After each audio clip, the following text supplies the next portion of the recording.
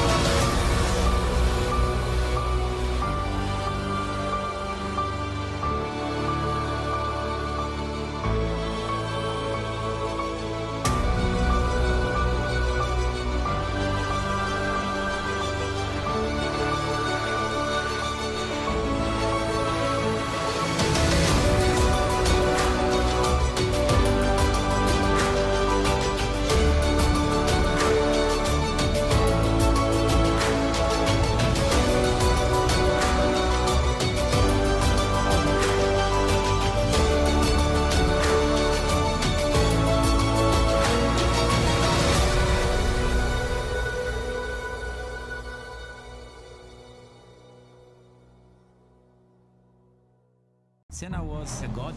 No one could even dream to follow him. I'm from a very humble background. The role of women at that time were really difficult. This is so dangerous. You're risking not only your life, but also my life.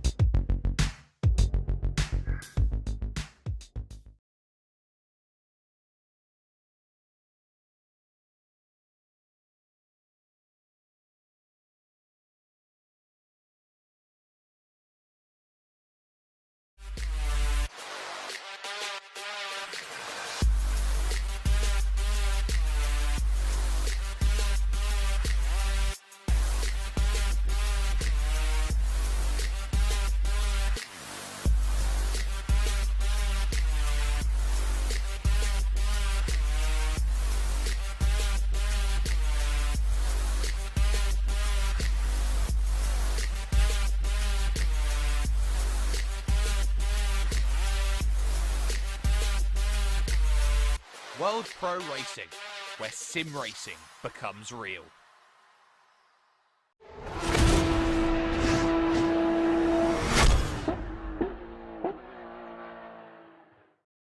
Good evening, ladies and gentlemen, and welcome back to World Pro Racing.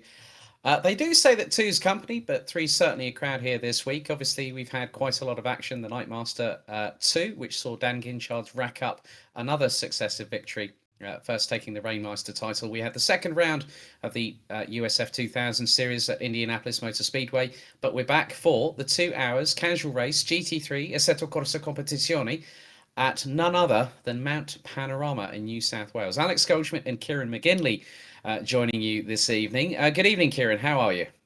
Good evening, Alex, and good evening, everyone watching along at home. I'm very well, looking forward to what possibly will be one of my favourite tracks that we've been to so far. Love this track. It's a really challenging mix of open circuit and throw in a bit of temporary closed circuits there, especially going up through the cutting, up through the mountain, and then going down through the dipper. It's going to be a fantastic event. The only problem is it's a very, very narrow track, all things considered, and keeping it clean for 2 hours is going to be a real challenge for these drivers.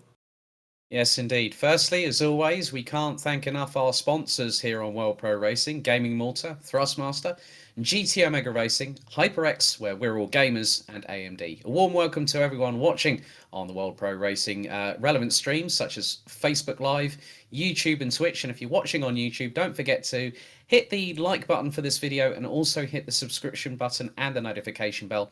A warm welcome to all our viewers over in Malta at TVM Sport, motorsport.tv, and of course our friends over at eSports Television. So a big challenge tonight for the drivers, Kieran. According to the registered entry list, we're going to have around about 35 GT3 cars, obviously at a circuit that hosts normally, before COVID-19 hit, the Liqui Moly 12 Hours of Bathurst. These drivers are going to go through absolute hell, especially if you get it wrong through turn 1, appropriately named as Hell Corner. Yeah, once you get past Hell Corner, you've got the rest of the circuit to follow on as well. So, yeah, for 2 hours round here, it's a demanding circuit, very tricky to make an overtake happen as well. And if you are impatient and try and force a move, you are going to be finding that wall somewhere out on this circuit. It's a beautiful set of challenges, close walls, and making sure you hit every single apex millimetrically perfect to get the most out of this circuit. It's probably why it's one of my favourite tracks to come to. It's probably why it's one of the tracks I put the most time into if I ever get behind a sim racing wheel. There's something about Mount Panorama that people just can't turn down racing. Yeah, some infamous incidents that have happened here. Fabian Coulthard's flip at the chase quite a few years ago, where Neil Compton, the lead commentator for Repco Supercars as they're now known, called it as Jason Barguana and then realised it was Fabian Coulthard, then Garth Tander, Scott McLaughlin, and I think it was Jamie Whincup having the redress going through the end of the chase. But before we head to our friends over at Race Control at World Pro Racing HQ, the format for tonight: 15-minute free practice session, 15-minute qualifying session, and then a 2-hour race, which will be on a 5-time time scale. So we'll start at midday and finish at around about 10 o'clock at night. 2 mandatory pit stops are required. Refueling is mandatory. But without further ado, before we go trackside, let's head over to Race Control and have a quick catch up with our race director, Adrian Figallo, as always, and hopefully very shortly. There it is. Good evening to our team over at the Maltese HQ, and very good evening to Adrian Figallo. Good evening to you guys. Thanks for the introduction. And, yeah, I think tonight's going to be a very interesting one. We've spoken numerous times, you and I, Adrian. I mean, Mount Panorama, a very, very fearsome track, just over 6.2 kilometres. Track limits are going to be very much a case in point, but also if we have cars going side by side towards the top part of the circuit, it is something that can catch the drivers out tonight. And obviously yourself and our race steward, George Muscat, will be keeping a keen eye on proceedings. yeah, exactly. This track is obviously enough, as you're saying. It's a very tricky track, especially for the drivers. They need obviously to pay attention, something that was stressed out during the briefing also. As always, we'll be on the lookout for having clean driving on track and obviously giving the necessary penalties if need be to the drivers at fault. But I agree with you that I think we might have some particular incidents today here at Mount Panorama. Well, Adrian, we want to wish you and our race steward, George Muscat, all the very best of a good evening, and we'll catch up with you later on during the broadcast. Thank you. So, now, free practice underway, and 35 or so drivers. Now, the lap record held in a GT3 car, which was actually discussed by myself and Kieran before we went live this evening, is held, and it was back in February 2016, the 7th of February, and it's in a car that is not actually going to be on this grid. It is the McLaren 650S GT3.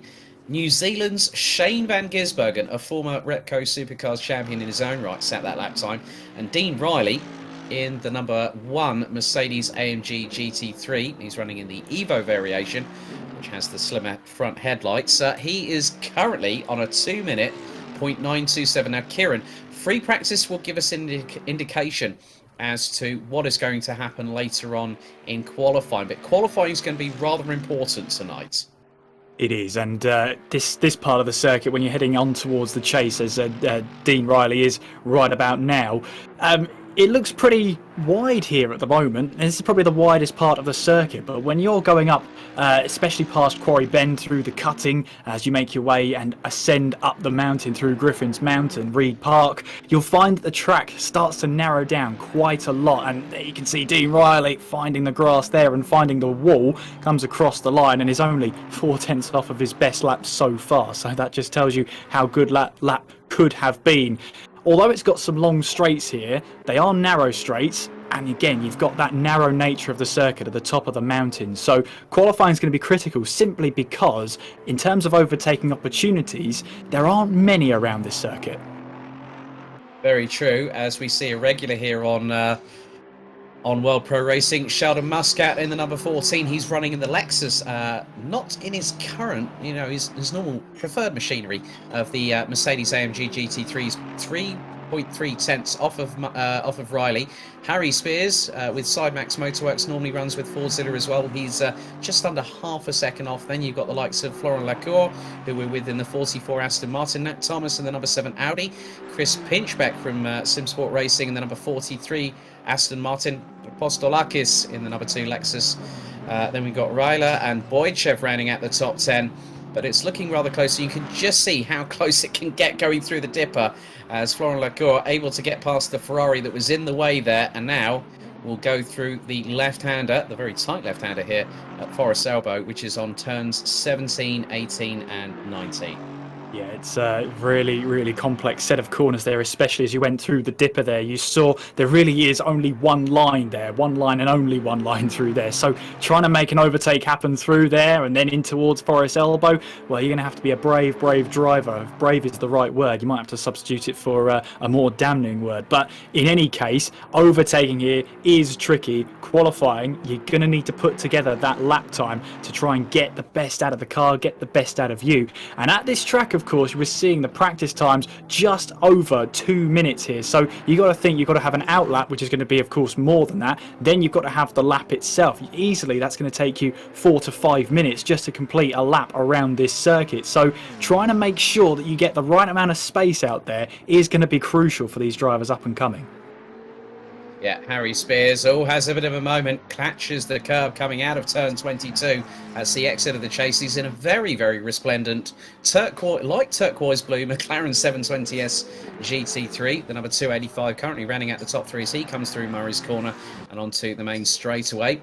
He'll have lost a little bit of time, but you will see that quite a lot of drivers, top 10 covered by just over 1.6 seconds. Here's Ivalo Bojchev in the 64. About to cross the line very, very shortly, rounding out the top 11 at the minute. JP Sleater in the YouTube chat has already said to Nat Thomas, you better do good or I won't be happy. And then we then get a response saying, poor Nat, so much pressure. Yeah, well, what we don't want is an unhappy JP Sleater, that is for sure. We don't want that at all. But there is Evangelos Apostolakis making his way now in the fidget spinner Lexus, in the number 2 car, making his way now all the way down towards Murray's corner and completing this lap. Currently 8th fastest in this practice session so far, 1.2 seconds off of Dean Riley's fastest lap time so far. Can he make an improvement? No, he can't, but only just about a tenth, so showing that he's consistently in that 8th fastest lap time. Yep, so the top 15, that's got Jordan Burrows down in 15th position, covered by just over 3 seconds, but with just over 5 minutes and 50 seconds still to go. There's Bojchev going up through into Reed Park and now in towards Frog Hollow and then Silman Park before the run through McPhillamy and then going down into Skyline. And now this is where things get really tough and technical. Your second, third gear, you're modulating the brake, you're modulating the throttle through into the dipper. Yellow flags actually heading through the exit of the dipper, and there is an Aston Martin that has yeeted it into the barriers on the right hand side there, and Bojchev decides to abort that lap. Yeah, I think he actually clipped the wall there as well on entry in towards going down in towards Forest Elbow anyway, so I think he would have abandoned the lap time regardless. But yeah, you don't want to see a yellow flag in that section. You never know what you're going to find going down in through the dipper and then in towards Forest Elbow. The last thing you want is a car facing the wrong way, or even worse, facing at a 90-degree angle and blocking the track. That's all it takes for a little bit of carnage to take place down there. Luckily, the track is so narrow that if you do make a mistake, it's more than likely you're going to hit the wall at some point rather than spin yourself onto the track.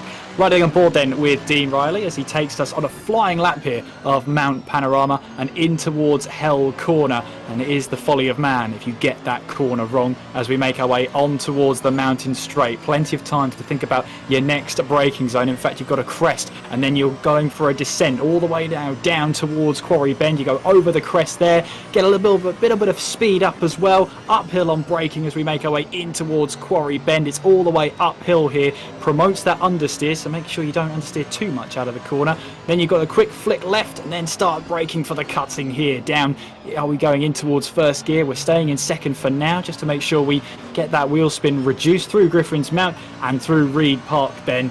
Flying right-hander here, completely blind through there. You've got to trust the marshals and trust that it is clear as we head through Solomon Park and now making our way through these left-handers now, these quick, fast left-handers. Bit of a graze on the wall on the right-hand side there through McPhillamy Park, and now we head our way towards Skyline. Yeah, now down through into turn 12 into the S's, and you can see that there is a car just up ahead of Dean Riley as he now makes his way through the dipper. That's turn 14 through into 15. You can just see down into third, having to downshift into first. The back end steps out to the left-hand side, so Dean Riley clips the wall coming out of Forest Elbow at turn 19, and now it is pedal to the metal. Speeds in excess of 160 miles an hour as we hit over 250 kph in fifth gear, and on the rev limiter bounces Dean Riley, and very shortly he hits sixth into the run through, into turn 20, through into the chase, all the way down. The gearbox is going to go down to second gear. And that was around 120 kilometres an hour. There's about 70 miles an hour through the first part of the chase. Now down under the Murray's bridge and through into the left-hander at Murray's corner. That is a pretty good lap from Dean Riley. He comes out of Murray's corner. Now, will he improve on that particular lap? Oh, he was close. That was a 2-minute, 0.963 from Dean Riley.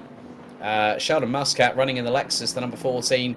He is just over 0.3 of a second adrift. We've still got 2.5 minutes of this session, but things are getting a little bit closer. Mark Neutelings has got himself up into P9 now. There is something you do not want to see on the outside of Forest Elbow, and that is one of the Ferraris front end into the exit of the corner, well, the actual outside wall. And that's not what you want here at Mount Panorama, but at least if they get the mistakes out of the way now, Kieran, that will keep them a little bit more happier ahead of qualification. Yeah, I think that's the main thing, isn't it? You want to make your mistakes here in this practice session. These drivers will have been putting in and grinding out these laps, lap after lap here at Mount Panorama. But this is just to get some last-minute nerves out of your system. These are some last-minute mistakes to get out there. And in theory, once you've got those out of the way, you can look forward to a qualifying session, which you should be able to deliver your absolute best lappers. Sheldon Muscat then starts a new flying lap. It will be his last lap of the session as he now makes his way in towards Hell Corner. Making our way now, this is Evangelos Apostolakis in the fidget spinner Lexus, the number 8 car, and sorry, the number 2 car. Oh, there was a bit of a wallop there on Forest Elbow on the exit there, but I think he's got away with it as he now makes his way down the Conrod Straight. And of course here you want to be bouncing on the rev limiter. You go uphill once again, over a crest, then we head down in towards the flying right-hander here. Just yeah, I mean, Apostolakis was very lucky with that brush of the wall coming out of Forest Elbow. I mean, you can get that completely wrong. Also, most notable incidents, 1 year after winning the Bathurst Super Jeep Bathurst 1000, when Chaz Mostert was running with Ford machinery, he came through the dipper and ended up going into the wall and ruining the race for him and the rest of the team in the Pepsi Max Ford Falcon. But Apostolakis now goes up into P6 and now drops Chris Pinchback from the SSR Racing 43 Aston Martin, and has probably just over 0.2 to find, but it's going to be more crucial next time out because we've only got 20 seconds of the session remaining as Dean Riley with that 2-minute 0.927 second lap time here at the 6.213 circuit. Also, some interesting facts that between Conrod Straight and Mountain Straight, they cover nearly half of the length of this circuit, 1.916 kilometres for Conrod Straight and 1.111 kilometres for Mountain Straight. And yeah, I mean the funny thing, oh god, the puns are coming in now as the checkers out for the session. Ashton Cox has just said, I thought ACC should add engine damage to this game, so down the Conrod Straight your engine could explode and you could possibly see a Conrod fly past you on Conrod Straight, where you'd actually see it going behind you if the Conrod blew there, Ashton, if it came out at the bottom end of the engine. But yeah, that's it for free practice. Next up, qualifying, but Colin Corkery from Ireland in the number 9 Aston Martin coming down Mountain Straight and heading into the chase. So Muscat doesn't improve on his lap time in free practice. But some drivers looking to improve. Jan Ryler up to 11th. Nathan Mifsud in the number 19. He rounds out the top 16. But I think it's going to be between the top 8, maybe the top 10, that could really factor in for pole position for this 2-hour race here, Kieran. Yeah, absolutely. As Corkery comes across the line with his best lap of the session, puts him into 14th place. But in that practice session, we just saw there, top 5 positions covered by 5 different manufacturers. So it's giving us an early sign here that it doesn't really matter what car you've chosen. Every car has their strength and weakness. What matters here is the driver bravery. This is what separates a good lap at Mount Panorama from a great lap at Mount Panorama. You've really got to be so brave at the second part of the circuit that you've got to try and kiss every apex and, as I said before, be that millimetrically perfect, just the right amount of distance away from the rules so you can pick up the apex and take advantage of those long sweeping corners. Yeah, I mean, even with some of the cars, like, say, the McLaren 720S, the Ferrari 488 GT3 Evo, the Aston Martin V8 Vantage GT3, all producing around about 700 newton meters of torque from their respective twin-turbo V8s. I mean, torque is not everything. Straight line speed is going to help you down Conrod Straight, especially going into the chase, but you've got to have the stones to really put the anchors on at the right possible moment and leave it as late as humanly possible. But we have seen it before, where drivers can get caught out, as it looks like now. Yep, qualifying underway, and the first minute and a quarter have already started. Well, that's already elapsed, as now we're with Dean Riley in the number 1, running with SimSport Solutions. He is now making his way down the Conrod Straight, and quite a few people tuning in, including good evening to Jean Pinchbeck. So she'll be cheering on Chris this evening in the number 43 Aston Martin. And that was quite interesting what you said, Kieran, about the fact that 5 different brands in the top 5. That is a clear indication that it is not going to be so cut and dry this evening here at Mount Panorama.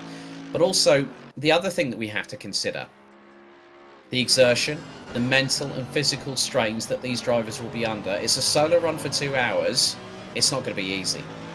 No, it's not, and 2 hours is just on that borderline. It's an endurance as such, but it's not one of the longer endurances that a driver could face. That being said, 2 hours is nothing to shrug your shoulders at. It's still a grueling place to go racing. 2 hours around Mount Panorama is still a grueling experience in itself. Adding to that, the drivers are going to be experiencing a day to dusk or possibly night cycle with the 5 times time scale. We start the race at midday in game time. We won't finish until about 10 o'clock in game time. So in that time, we might go through a full cycle. In that time, the track temperature is going to change, the air temperature is going to change. There's going to be a lot of factors that the drivers are going to have to deal with in such a short space of time. It's not as easy as it sounds, that's for sure.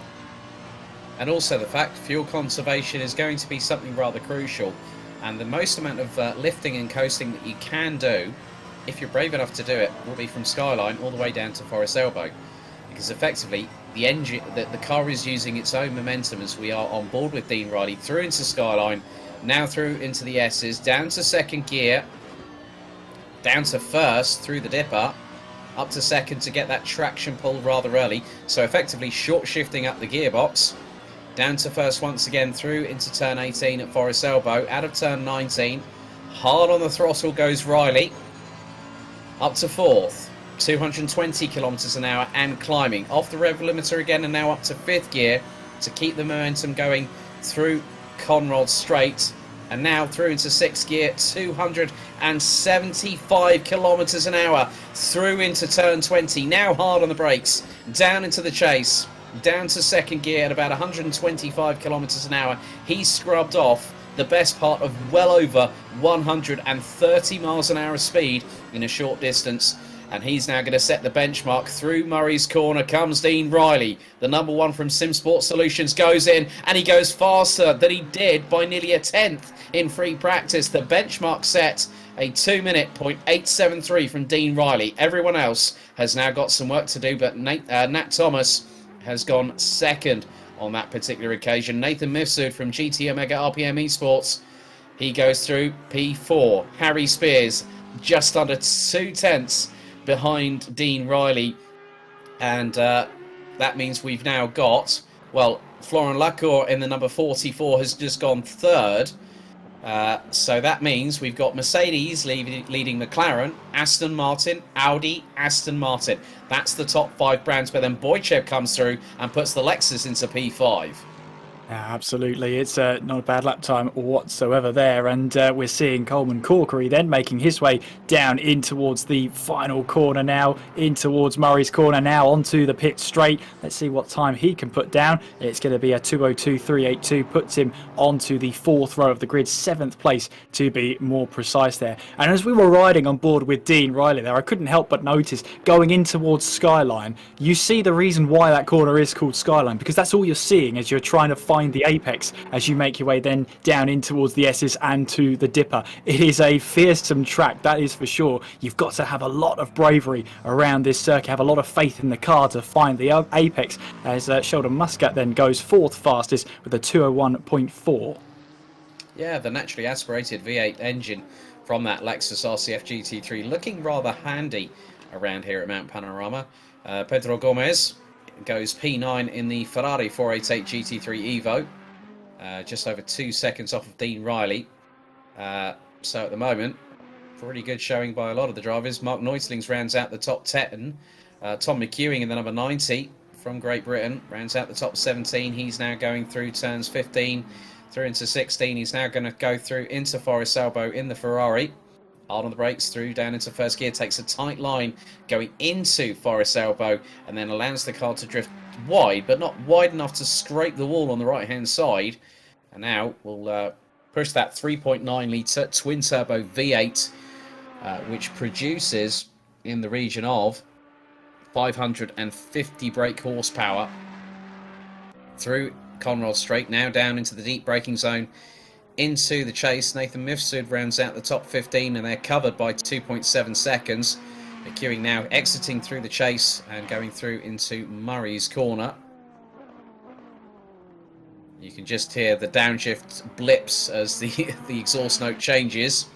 Car goes across the line, 2 minute 2.787 from the number 90 of Tom McEwing, puts in P11, but Dean Riley out again. And look at this though, Nathan, he's just over a tenth off of his best lap time in 2 minute 1.005. That shows good consistency here in qualification, and now he's winding it up to volume number 11. Yes, absolutely. And there's one thing you do want in an endurance race, and it is consistency. Consistency is key, as they always say when it comes to endurance racing. And if you can put some consistent lap down, you've got a good chance of getting into a good position. We've already got cars scrapping out there. We've got a Ferrari on the back of another light blue car, but we're seeing Dean Riley here on a flying lap as Spears then moves within 0.2 of a second of that provisional pole position. Let's follow Dean Riley as he now makes his way on towards the chase now from this lovely helicopter camera, now making our way through in towards that penultimate corner, but he's backed out of the lap time there, possibly because there was a bit of traffic ahead of him there, and he'll roll down the hill and try again. It was Silver Pyramids in the Ferrari then, and the flat-out racing Ferrari moves now up into 12th place with that 202.493, puts him onto the 6th row of the grid. Yeah, don't forget, if you do want to get involved with any of the events that we have, whether it be casual or championship, head to worldproracing.com. You can also click on the relevant tabs, find out the latest news, find out about the events, which we'll be talking about a little bit later on in the broadcast. But also, we run championships on PC and PS4. We also use platforms such as rFactor 2, Assetto Corsa Competizione, like we're doing now, as Chris Pinchbeck comes out of Murray's corner, goes P5 with a 2 minute 1.437, and he has literally pipped Sheldon Muscat to 5th place on the grid by just 6 1/1000ths of a second. We also at times use Gran Turismo Sports, and there is a lot more in the offing. The HyperX Open Series starting this time next week. We've got German Fest 2 weeks from now. That'll be held at the Nürburgring with the BMW M6. Pedro Gomez from VMR Rookie Monsters in the 45, now trying to improve. He has dropped out of the top 10 due to previous good performances from the rest of the field in terms of qualifying. But that car's looking rather resplendent in the national colours of Brazil there, wouldn't you agree, Kieran? It looks great though, doesn't it? Absolutely spectacular as he now tackles in towards the chase then. Let's see if he can improve on his P13. If he finds, 0.3 of a second, he's moving himself a couple of positions there as he runs a little bit wide there, slightly missing the apex over the crest. But he makes his way now down towards Murray's corner then, lining up this in the number 45 car and on towards the pit straight over the line. Can he find an improvement? He can, but it doesn't improve his position. It moves him ever closer to Silver Pyramids. There's Sheldon Muscat in the Emil Frey Lexus racing car. the number 14 car, currently 6th place in this qualifying session. Just over half a second off of Dean Riley's provisional pole position time of a 2-minute .858. And you can see here how narrow, how demanding this section is, and maybe have a slight brush of the wall there, a slight handshake on the way through, slightly then onto the grass as he's got yellow flags. The treble 8 car, yeah, he abandons that one. That's the treble 8 car of Peter Dombre, who was possibly in that section there, and I think the Lexus there just decided it was not worth the risk with the yellow flag there. Yeah, Team Shark's Wojciech Neuwirth also brought out the yellow flags a bit earlier on, and you know, we're seeing that the S's, the Dipper, Skyline, is really putting the cat amongst the proverbial pigeons. But we still have just over 4 minutes of this session still to go. Evangelos Apostolakis in the number 2 Lexus rounds out the top 13. He's got one of the other Lexuses behind him. And good to see the Bentleys being represented here. M Sport have actually won here at Mount Panorama. And the driver running it is Rainer Hesse. Now, that could be brightly coloured as Apostolakis gives the wall more than just a high five between Goose and Maverick, going through right there through Solman and McPhillamy. But he got away with that one, and that's how, even the smallest amount of damage, you could see that Apostolakis was struggling with the steering there, going through turn 16 and into 17 as they now go through Forest Elbow, and the other Lexus just behind is right up his exhaust pipes as they now floor the throttles, and that just goes to show here. That's the 64 just behind. That's Ivalo Boychev just behind him, who's currently running at the top 9 as they go over the crest here at Conrod Straight and now head towards turn 20, which is the entrance into the chase. You allow the car to go a little bit to the left before allowing it to drift wide to the right to keep it as far over as possible before going through the left-rights here at the chase. But Apostolakis, I think, was quite lucky there, Kieran. Yeah, I think so. He's lucky to get away with just a brush of the wall, an equivalent slap of the wrist. I don't think he's going to get away with that one, though, but he still goes quicker with a 2:02.3. Yeah, that was a very lucky way. It just shows you then that even with those 2 brushes with the wall, he can go quicker than P11. So watch this space. If he can keep a clean lap together, he could be well up there. But he's only got around about 20 seconds to find himself back onto track if he wants any sort of chance of putting down another lap. We've got Harry Spears here in the Miku time 2:85 McLaren as he now makes his way in towards Forest's Elbow, and onwards now we go towards Conrod Straight. He's in line to try and hang on and cling on to provisional pole position. He's got at least 2 tenths to find, but he's also got Dean Riley, who of course will be out there on a lap as well. So it's really going to be, I think, going to be a battle between these two. 1 lap will separate them. Who's going to grab that pole position? Yeah, and I've just seen that Dean Riley making his way through Skyline right now as we speak. Harry Spears in the 285 McLaren 720S GT3 4-litre twin-turbo V8. It's the M840 is the engine designation from Woking's finest as Spears comes out of Murray's corner. Oh, 15 thousandths. If he was 16 thousandths quicker than Dean Riley, if he hadn't lost, I think he lost a little bit because he did brush the wall coming through McPhillamy. But Harry Spears has another lap in hand. Sheldon Muscat keeping it rather close to the wall there. I thank you. Oh, that was absolutely sublime going through McPhillamy. He literally was dancing with danger right there, and you can tell that Muscat has got the fire in the belly. Through into second, into third. He's gone through 4th, now going through the... Now that was coming out of the Dipper and the S's. Muscat is really grabbing this Lexus RCF GT3, which is one of the other naturally aspirated cars on this grid. 5.4 litre naturally aspirated V8 engine pushing out about 540 horsepower, 530 newton meters of torque as he is getting he was rather close to the top speed of that car. He was pushing about 280 going through into the chase before the hefty braking zone. Looks like Muscat's really doing his level best, and this could be a rather quick lap time from the Maltese driver as he comes out of Murray's corner. As we now find out whether he does improve. He doesn't. He lost a little bit of time, but Riley and Spears have called it a day. Florent Lacour has also done so, and that's 3 different brands in the top 3. Make it 4 with Nat Thomas, checkered, now out for qualifying. Jan Heiler in the 333 R3 Racing Mercedes AMG GT3 Evo, now making his way down in that wonderfully sounding 6.2 litre V8.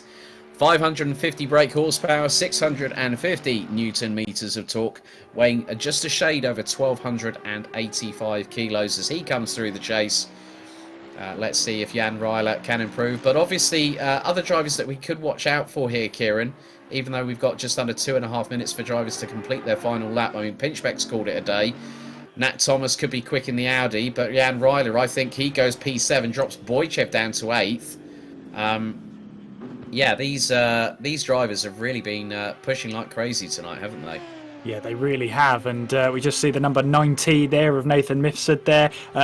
Corkery also abandoning his lap time, so we've got Nat Thomas on a flying lap in the Audi. He's going to be one of the last to set a lap time there as the number 14. That was Muscat there, Sheldon Muscat, pulling to the side there. So we were, touting him for a quick lap, and he's abandoned it all the same. We've only got 4 cars left out there, but Nat Thomas will be the last one to cross the line in the Omega E Racing Team number 7 Audi as he now makes his way down this long Conrod straight on towards the chase. Of course, you've got the kink, the right-hander here. You've got to use that tarmac on the left-hand side to open up the corner, try and scrub off the least speed possible as we now make our way in towards the chase then. All about making sure you don't apply the throttle too early there. So easy over the first part there to spin up those rear tyres. We now head down in towards Murray's corner and onto the pit straight. Can Nat Thomas improve on his 4th place here? Yes, he can. Goes 3rd fastest in that qualifying session. Great lap time from Nat Thomas to put his Audi up onto the top of the 2nd row of the grid. But it's a great day for one Dean, isn't it? Yeah, Dean Riley from SimSport Solutions. But yeah, Nat Thomas definitely showing us some Vorsprung durch Technik here at Mount Panorama to put it on P3. Yes, there will be plenty of puns. We've been talking about that before. It's even started in the chat. Thank you very much, Ashton Cox. But, now it's a different kettle of fish altogether here, Kieran, because the drivers are going to have their eyeballs on stalks. It's a 5-time timescale multiplier on the server. We're going to start probably in probably what's going to be the hottest conditions that may exacerbate going through. Now in the YouTube chat, someone has said predictions time. Thank you very much to our broadcast team over at the HQ in Malta. I never like doing predictions, and this is the reason why, Kieran, because with a 2-hour race, 2 mandatory pit stops, everyone's got to refuel. The biggest thing is I can't predict anything, because if I do, I normally get it wrong. I mean, ask me about 30 seconds before the checkered flag. I might have a vague idea about who could win this one, but yeah, we'll leave it up to the drivers. I mean, Dean Riley was in good form there, but you also had the McLaren right behind, so that was within 200ths of a second. That was just in qualifying. Qualifying is just that 1 lap put together, but these drivers will have to put some really good laps together over 2 hours, whilst bearing in mind they've got to try and save their fuel as much as possible, so that they have to take on board less fuel, therefore less time spent in the pits. They've also got to try and look after their tyres. It's not a mandatory thing to change your tyres, but you want to keep them in good nick throughout the race, and trying to keep them in that good nick for 2 hours will be a challenge in itself. I'm really looking forward to this one, because not only do those things matter to the drivers, the fuel and the tyres, but the walls seem to get closer and closer with every lap that goes by. So it's going to be a test of bravery here for these drivers. I can't wait to see who comes out on top and who gets that peak performance at the mountain. Sorry, so I had to slip that in there. You did indeed, but it looks like we're about to get things underway here at World Pro Racing. Friday night action, GT3s, plenty of brutal horsepower behind each and every one of these cars as we come out of Murray's Corner. 2 hours here on World Pro Racing at the iconic New South Wales circuit, simply known as Mount Panorama. It is Riley and Spears, Thomas and Larcourt on the front 2 rows, and we are green. The green flag has been waved. We are off under full racing conditions, and Harry Spears round the outside of Held Corner on Dean Riley through on the very first lap. Oh, the McLaren really using its torque to the maximum advantage as they go up Mountain Straight. They roar up Mountain Straight for the first time, and now Nat Thomas trying to close in on Dean Riley as they go through Quarry Bend.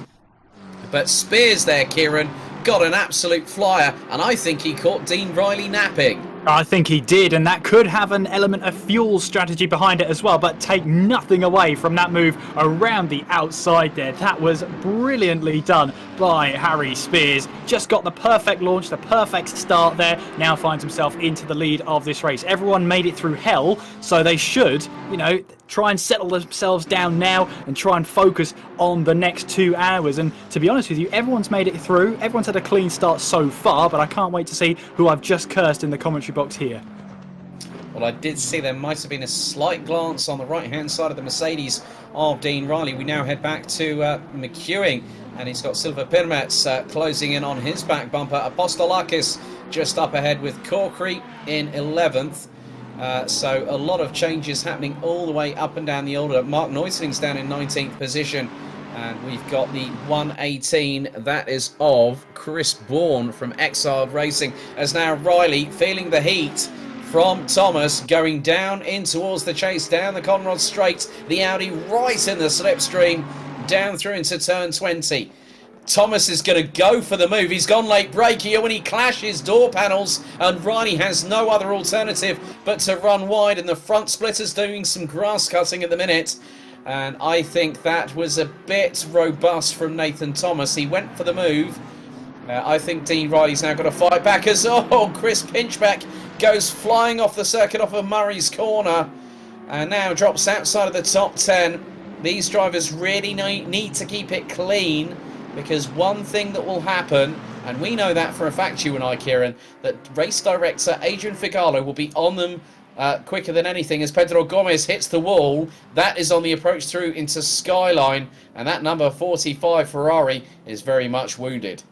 Yeah, definitely on the right-hand side there. He'll have some steering damage for sure, some front right-hand panel body damage as well, and no doubt there'll be some body rubbing on the tyre as well. So all manner of things have gone wrong for Pedro Gomez, but I believe he's still out there, so he doesn't think the damage is worth a pit stop just yet. We have had some drivers into the pits then. The number 90 car is currently in the pits. The number 32 car also, Tom McEwing has made his way back to the pits. He's now rejoined onto the circuit, but he's all the way now down as the last of the runners. There's Sheldon Muscat. Now, he tried a move in towards Hell Corner. I believe he managed to make it stick. So good move from Muscat now. He's up into 4th place and will now try and chase down Florent Lacour for that 3rd place. But we have to remind these drivers there is a long way to go in this race. There's plenty of pit stops that can shake up this race.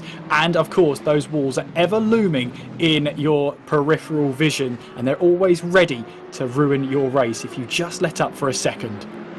Yeah, looks like Jan Heiler in the R3 Racing 333 Mercedes coming under salvo fire from Dean Riley, who's got the wind back beneath his wings, well, the AMG wings that is, going down into Conrod Straight. As now we go to Yuri Stickforth in the Nissan, one of the only Nissans on here. Joachim in the number 73 has also got into there. Tom McEwing in 28th position, but you see in the picture there are some great battles on, the likes of Peter Dombre, and also you've got the likes of Kirsten Abaya in there. Jordan Burrows running in the look at that, the British GT livery sported by Jenson Button at the Silverstone 500 last season, and he's having a great battle with Apostolakis, and that's for P9 on the road.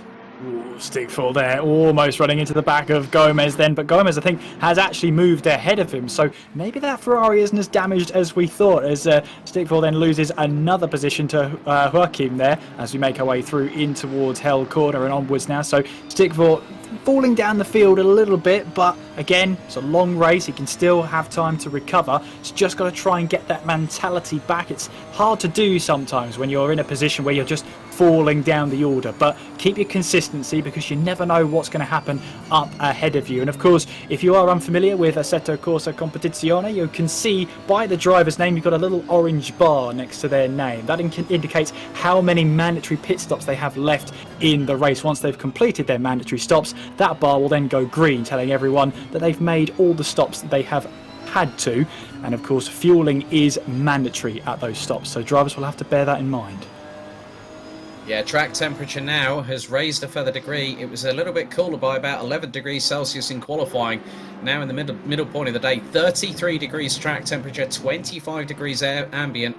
As now Ivolo Boychev closing on Sheldon Muscat, and they've got Florent Lacour in the number 44 Aston Martin just up ahead. That's the battle for P3. And it looks like Jan Heiler has got a little bit away from Dean Riley with Rainer Hesser in the 690 Bentley. Not too far behind either. And as always with Rainer Hesser, we have a bit of the bright highlighter pink on his cars, especially when we had the Nightmaster at Suzuka. As Corkery sending it up the inside from another postcode and then goes grass tracking. Trying to get past Jordan Burroughs, and Corkery's now going to get caught out because Pirmets and Pinchbeck not too far behind. So Corkery came a bit of a cropper there going through the chase. I think he got away with that one, but he's clouted the curb at Murray's corner there. He could be under significant pressure down the pit straight. But there you can see Harry Spears is leading by 4.1 seconds at this very, very early stage. As Nat Thomas in second place. There you can see Florent Lacour in third, Sheldon Muscat fourth place, Boychev in fifth, Ryler in sixth place, with Dean Riley trying to recover now. He's in seventh place, but he's putting Ryler there through a little bit of the works as we now make our way in through Quarry Bend. Nice camera angle there as the drivers now ascend all the way in through now the cutting as you try and slow the car down for this one. And Ryder here really under pressure from Dean Riley, as they've also got Rissar, Apostolakis, Burrows as well, all closing in on that battle. The more these two battle away here, the more attention they're going to bring to themselves with drivers further down. Yeah, Mark Neustings has moved up a little bit further up the order. He's up from 15th. He's just under 4 tenths behind Silva Pirmets, who is 1.3 seconds behind Chris Bourne. And there is Jan Reiler. We're actually got him on the main picture, and then actually a rear view from the top of the rear part of the roof on that Mercedes. Very low slung car. Heavy aerodynamic reshuffle for the 2020 version of the car. And for those wondering, how can you tell the difference between the Evo and the non-Evo? Well, the non-Evo has much bigger headlamps. They went a bit more aggressively streamlined for the 2020 variant.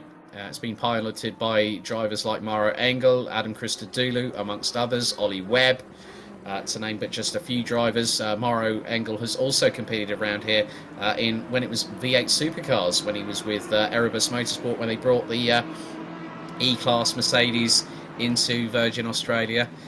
Into Australian supercars, and yeah, Engel had a year and then ended up going back a bit like Robert Dahlgren, the Swede that was with Polestar Racing when Gary Rogers Motorsports, who has won the 2 previous editions of the Bathurst 24 Hours that only ran for 2 seasons because Procar Australia, the management company behind it, actually folded after a decade of operation. But Muscat now, look at this train here, and this is the Nat Thomas train here, because he's in second. Lacour, Muscat, Boychev, they're all closing up on each other, going through Quarry Bend. Oh, now that was a bit wide there by Muscat, and Boychev managed to put that up the inside of the Maltese driver, and now has got himself up into 4th position as Thomas is getting the hurry up. Oh, moment there for Boychev. Oh, that's not where you want it to happen, going through the cutting. And he's just lost a position, I think, to Muscat. Now Ryler and Riley right up with them. This is getting rather hairy, going through Frog Hollow, Silman Park, now through into McPhillamy before Skyline, as Lacour trying to go on the offensive with the Omega E Racing Team Audi R8 LMS GT3 Evo of Nat Thomas. We ride on board with Florent Lacour from France in the Evostaya Sport eSport Aston Martin. It's the 4-litre twin-turbo V8, actually a Mercedes AMG-derived lump, running in the Aston Martin. This produces around about 700 newton-meters of torque, 535 brake horsepower, but in comparison with the weight disparity between the two, actually, in many respects, the Aston Martin here, Kieran, is 10 kilos heavier, but obviously going through the downward parts, it's going to be rather interesting if that extra 10 kilos on that Aston Martin is going to help Florent Lacour in the battle with Nat Thomas. Over the long run, it'll be interesting to see. And we've got Muscat and Wojciech once again battling away. You just saw there in the picture-in-picture they were thinking about going side by side on the exit of the chase.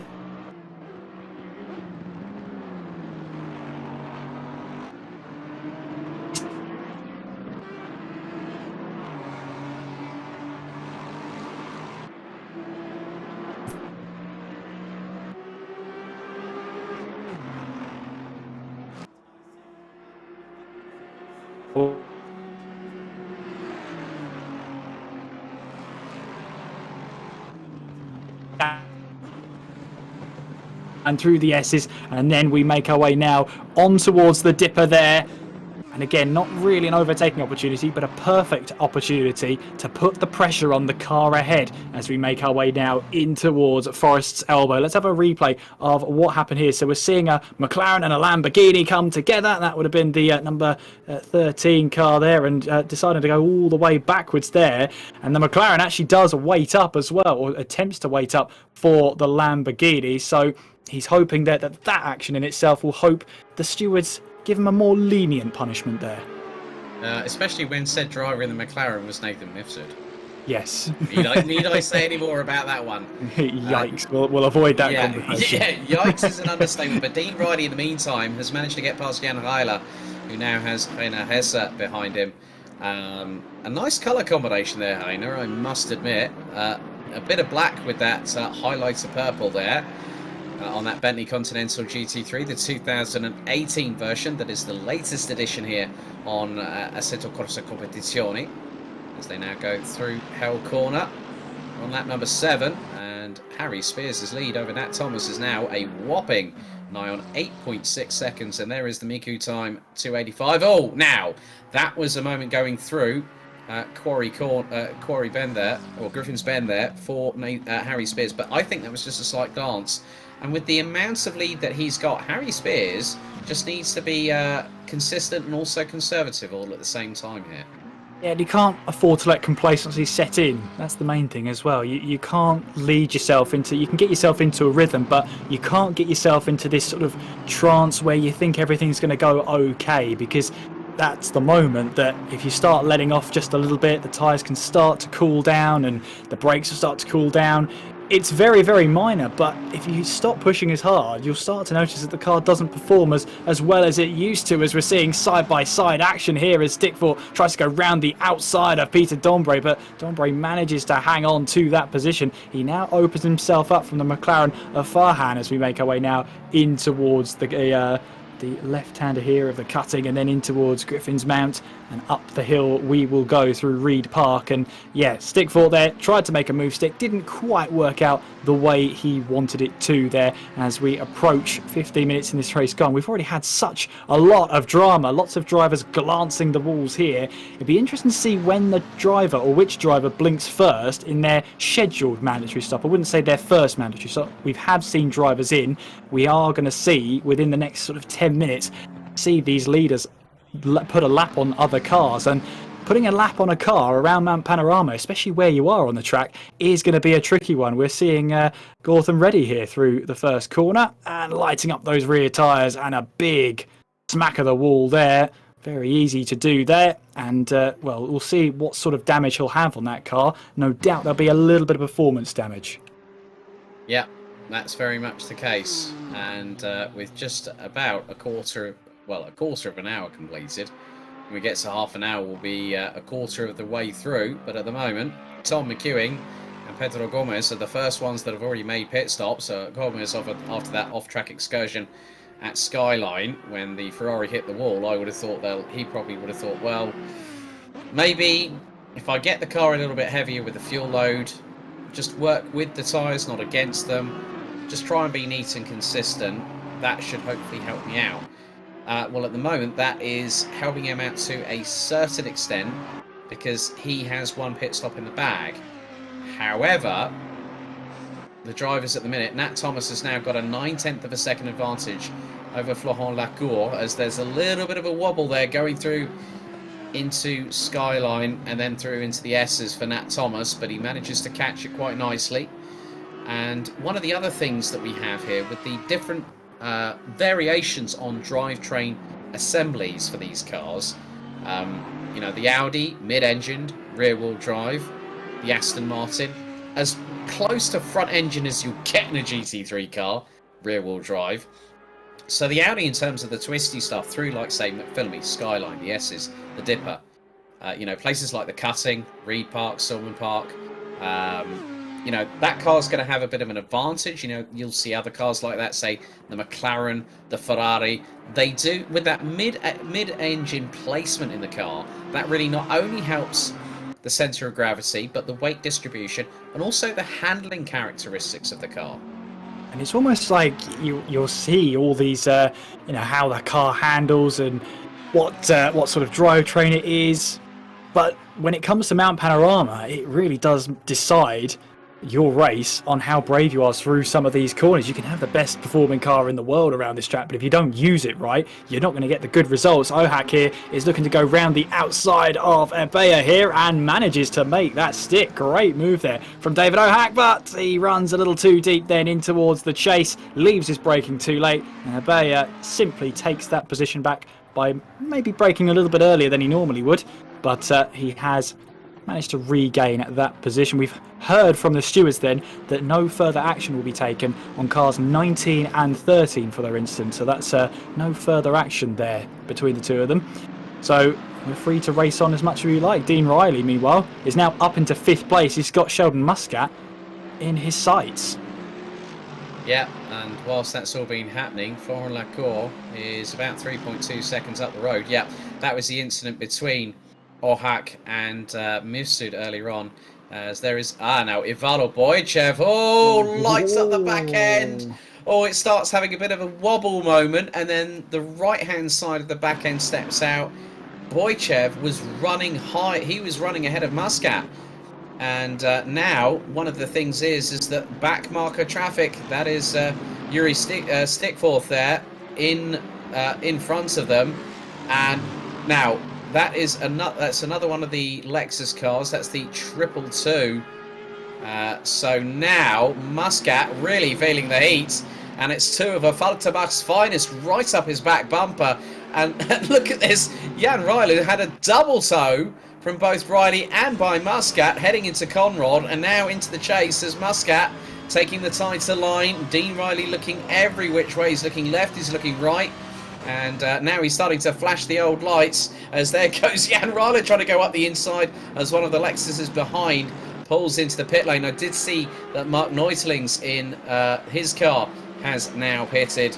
But this battle waging on here, and this is for 4th on the road here at Mount Panorama. Yeah, it's great to see this early on in the race, but the drivers are going to have to think about their strategy at some point. Of course, they'll be throwing it out of the window for now. Muscat holding on to 4th place. Dean Riley in 5th. Jan Ryler is in 6th place then. Apostolakis there in 7th place. Not too far away, not just within sort of touching distance of this battle. The longer this battle goes on, the more chance there is for the Greek man to join this battle and join this battle for 4th place. He's got Burrows on his tail. You got Reina Ressar also in the Bentley. 3 seconds adrift of Burrows, but again, they're relying on drivers ahead of them battling away for position. It draws them closer and closer in as the drivers battle, lose time between each other.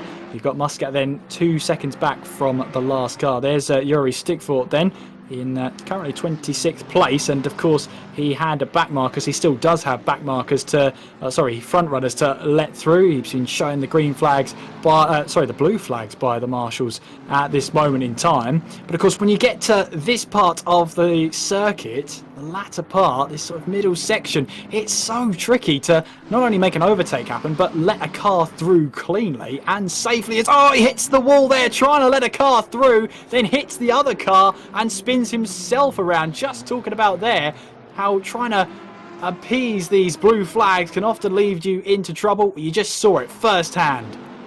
Apostolakis had Burrows alongside him when he does have the McLaren alongside him, because it was Apostolakis that I think got caught out by Yuri Stickforth there, and that meant that the Greek driver had no other alternative. But that's going to be investigated by race control. We'll await for the stewards to give their decision on that one. But Jordan Burrows in the Team Rocket RJN colours in the number 3 McLaren 720S GT3, trying to do his best to get past Evangelos Apostolakis. This is for 7th on the road, as Boychev has served his first pit stop. So he would have been the one that went in a bit earlier on after that moment, as Burrows looking one way, then the other. He was trying to do the old Nigel Mansell dummy on Evangelos Apostolakis, who runs wide and kicks up the dust coming out of held corner. And that sheer torque of that McLaren, you know, that's got over 170 Newton meters more of torque than that 5.4 litre naturally aspirated V8. But in terms of it, now I'm looking at the weights of these cars as well. This is where things get really interesting. The Lexus RCF is 16 kilos lighter, and that's round the outside going into the cutting.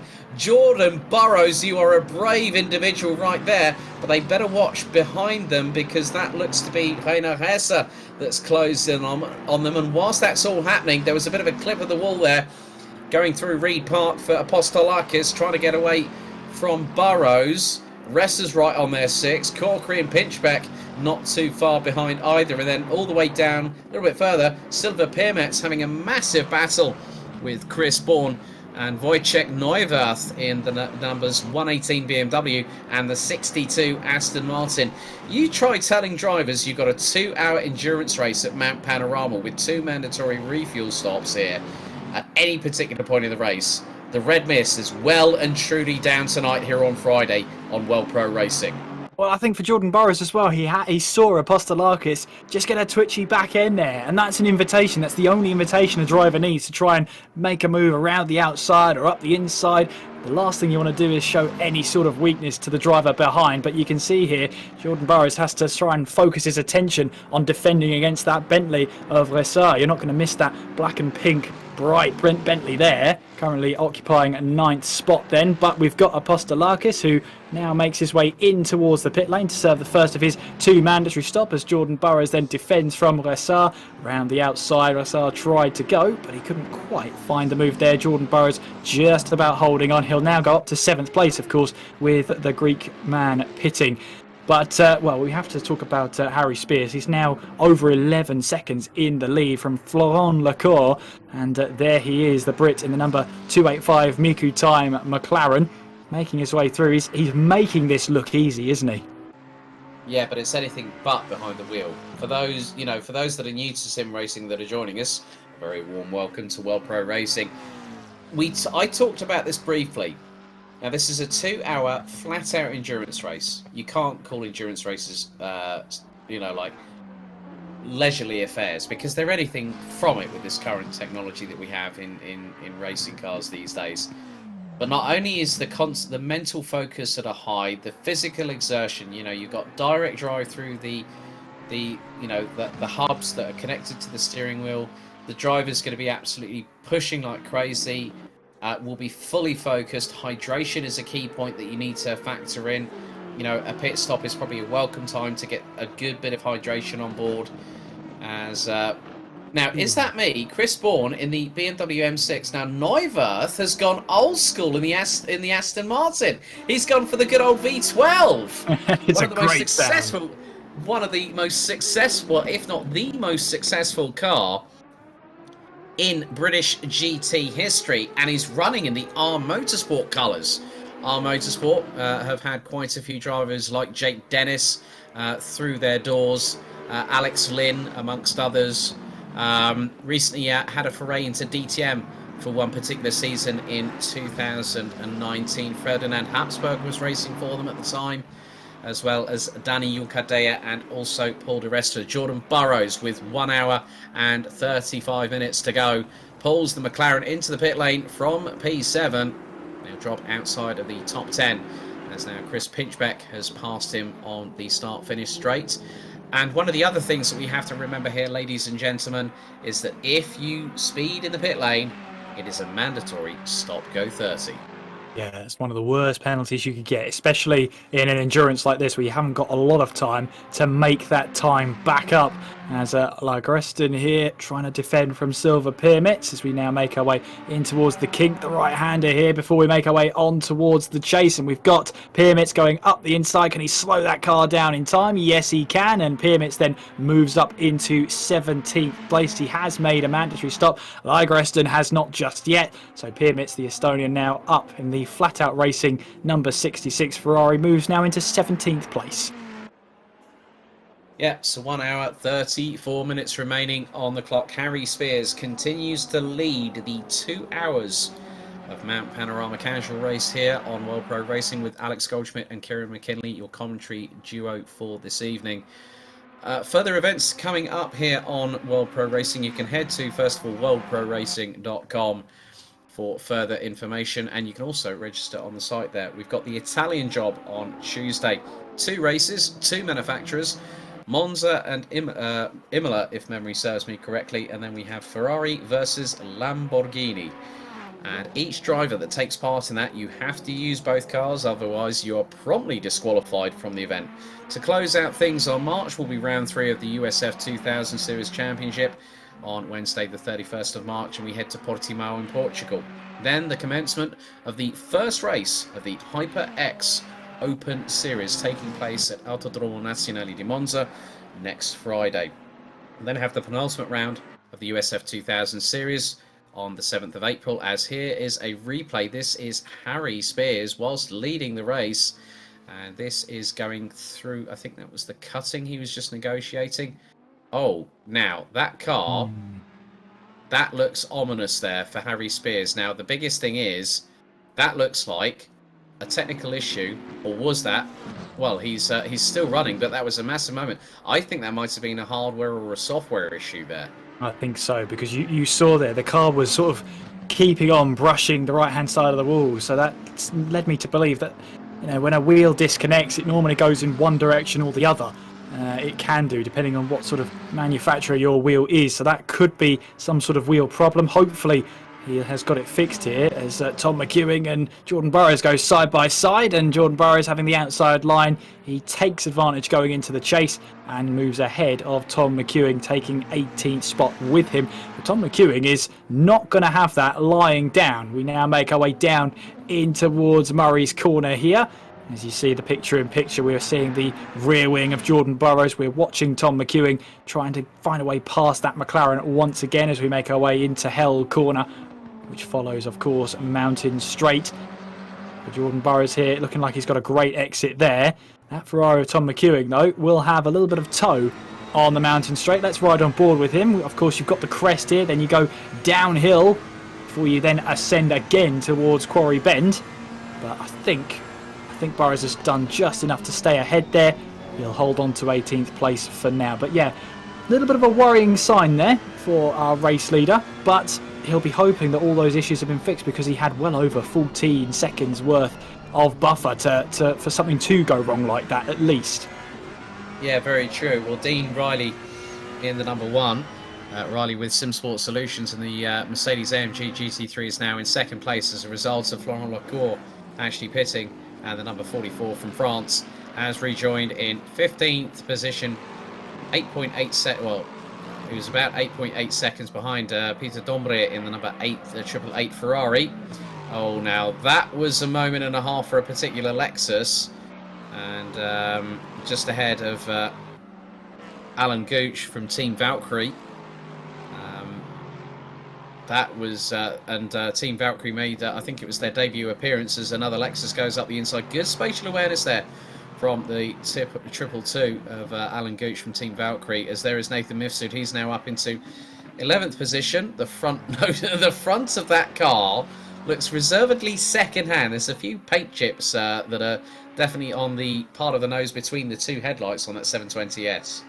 Yeah, that's slightly unfortunate. It's a nice paint job as well, but you know, that just shows you that a car has been in an endurance race. You know, you have some scrapes with the wall. As long as you keep the car moving in the right direction, as long as it's got enough power, enough performance to get you to the line, how it looks at the end is rather irrelevant. Might look a bit look a bit chipped and in the wars, but if he gets us to the line, so be it. As he makes his way now in the GT Omega RPM Esports McLaren, the number 19 car making his way now in through these next series of corners through.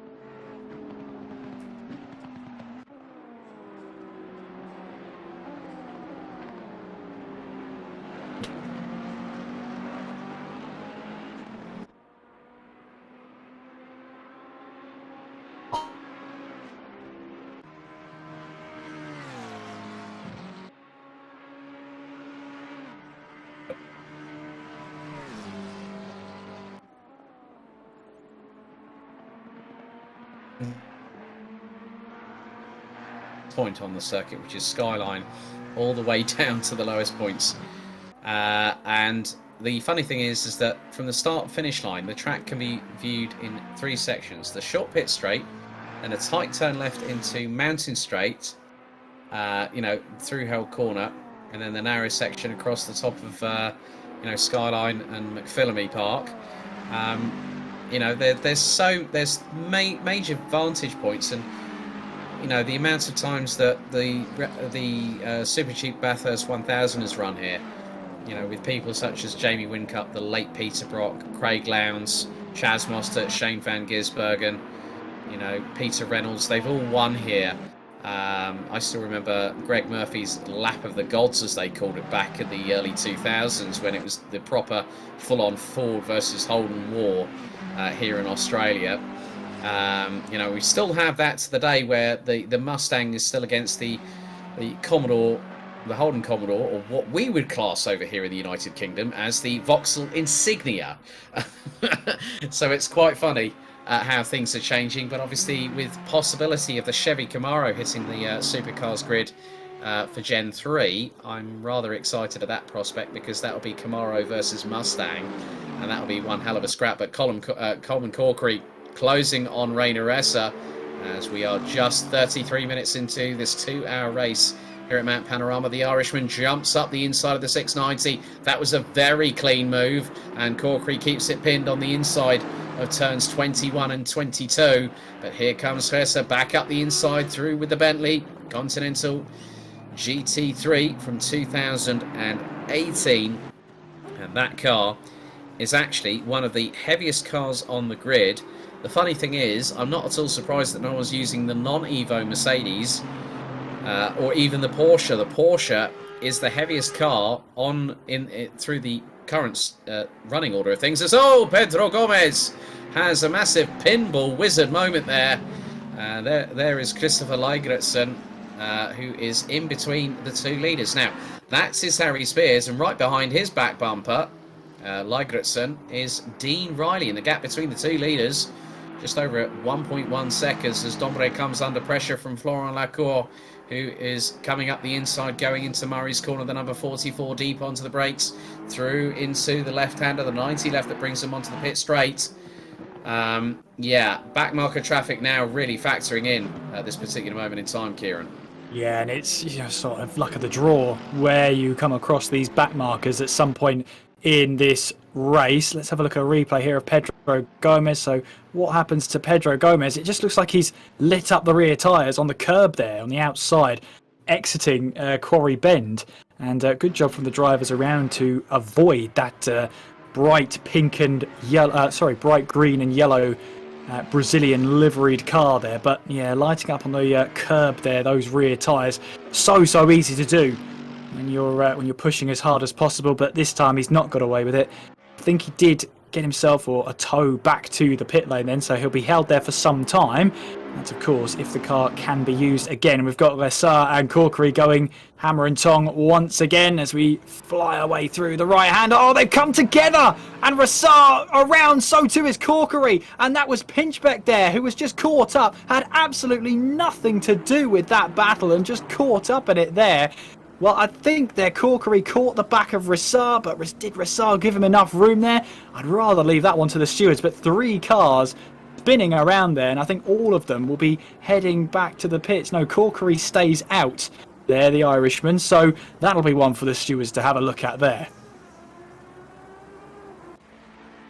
We'll see Jan Ryler there in the R3 racing car, currently 3rd place then. He's got Thomas 4.5 seconds back. And there he is in that black and green liveried R3 Racing Mercedes, the number 333 car, making his way now up through the cutting. On we go then through Griffin's Mount and Reed Park. Just keeping it nice and steady for now. At the moment, then it is Harry Spears. Yeah, it wasn't very steady between Ressa and Corkery. That much is true going through the chase. It gave me PTSD with for Garth Tander memories back in the mid-2010s there. But yeah, that's going to be one for the stewards to investigate. And I think with the way that Ressa's dropping down the field, he's repairing damage. I think he's probably deciding, well, that Bentley's a little bit battle-scarred. I want to get it up to full fitness and fighting. But that could drop him a little bit further outside of the top 15 if he's not careful. We're going to go to a replay now. Now, this is going through into the chase. That's a 50-50. That is very much a 50-50 because I couldn't really see from that angle how... I mean, if Corkery went for the move, the thing is that Ressa had the inside line. So it's 1 of one and 500 of the other. So that, to me, if Corkery was far enough alongside, if he was on the inside of Ressa, okay, you're going into the right-hand kink, but then the next one is a left-hander. So Ressa would have had the right of passage to go through there. And he was giving, I think, Colin Corkery the bit of the old thou shalt not pass treatment, as now Jean-Pierre Joachim from Valkyrie Esport battling away with Florent Lacour, and Lacour giving the 73 a little bit of a tap from behind.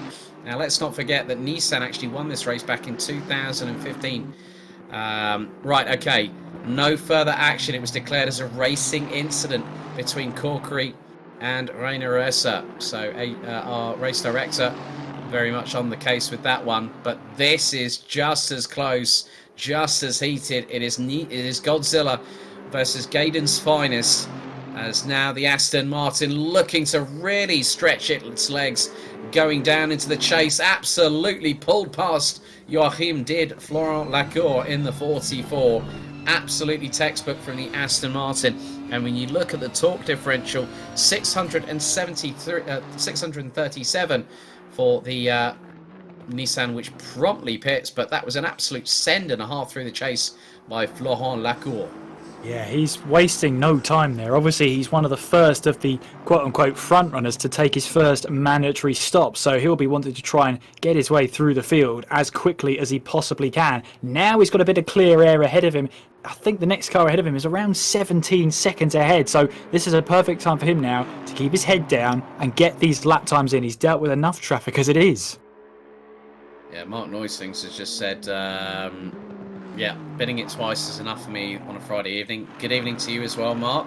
Hope you're keeping well, buddy.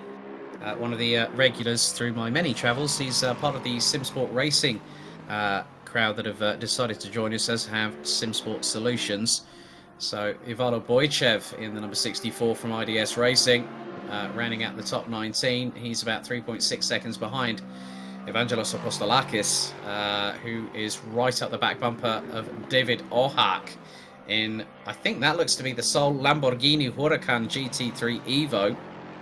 And out of pretty much all the cars that are on this grid, apart from the Lexus, it is the one with the second lowest torque amount of torque in terms of Newton meters. Nat Thomas is still rounding out the top 4, but Harry Spears has pitted, giving the lead to Dean Riley.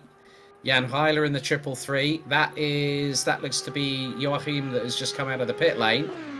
Muscat in the pits. Neuwirth in the pits. So 40 minutes in, they are starting to...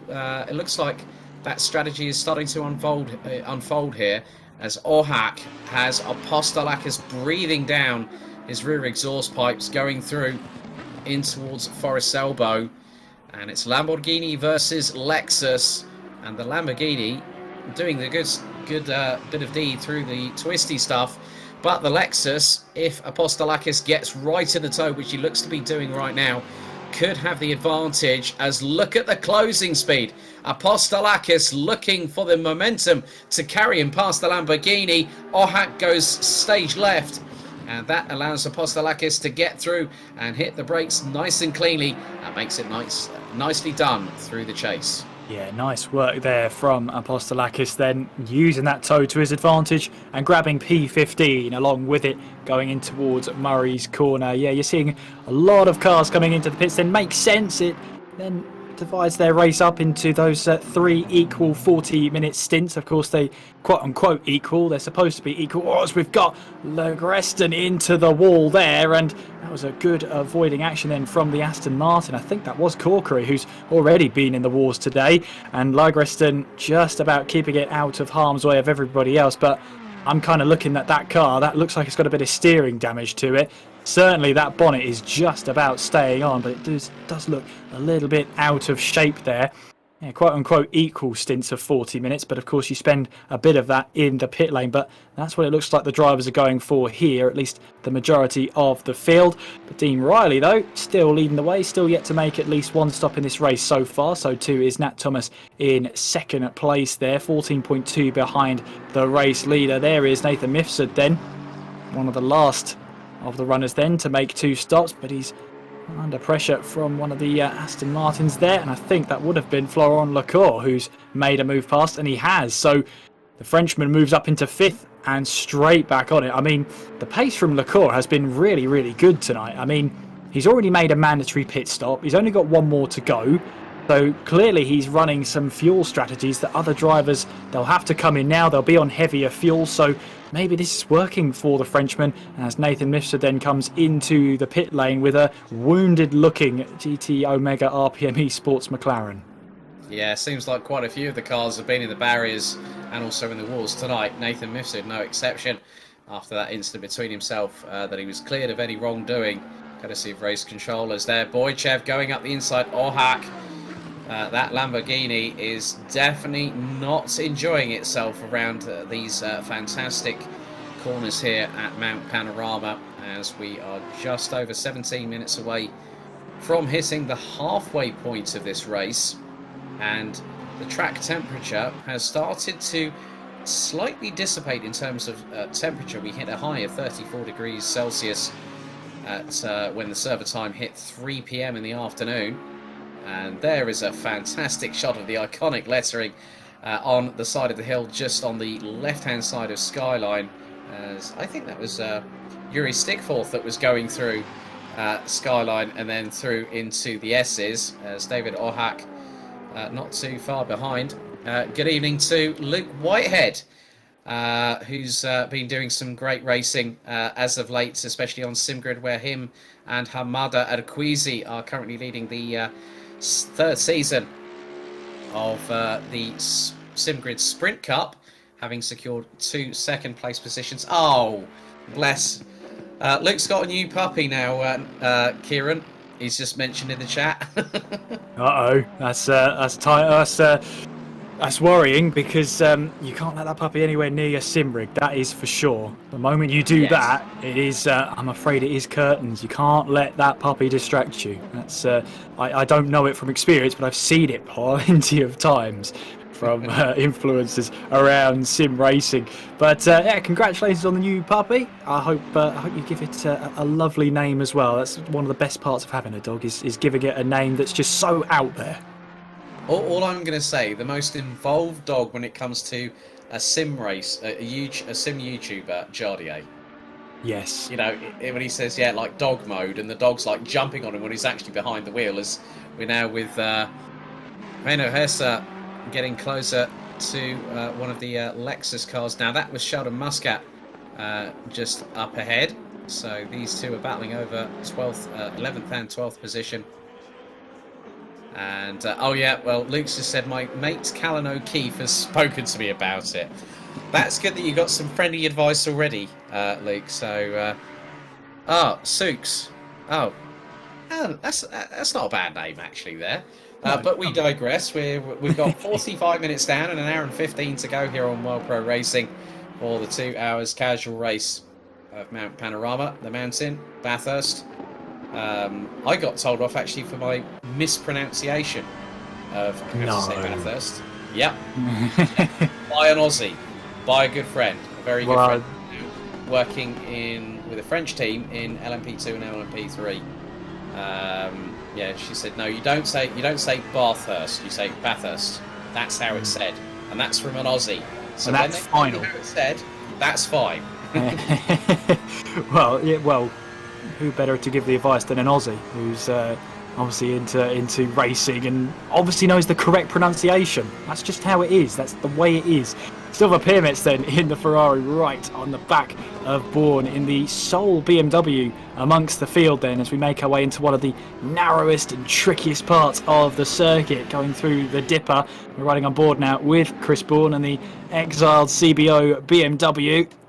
Does he get that car slowed down in time for Forrest's elbow? He does. That was close between him and Pirmet, so now Muscat's right with them. Muscat to the left-hand side going down Conrad Straight, and then Reina Ressa not too far behind.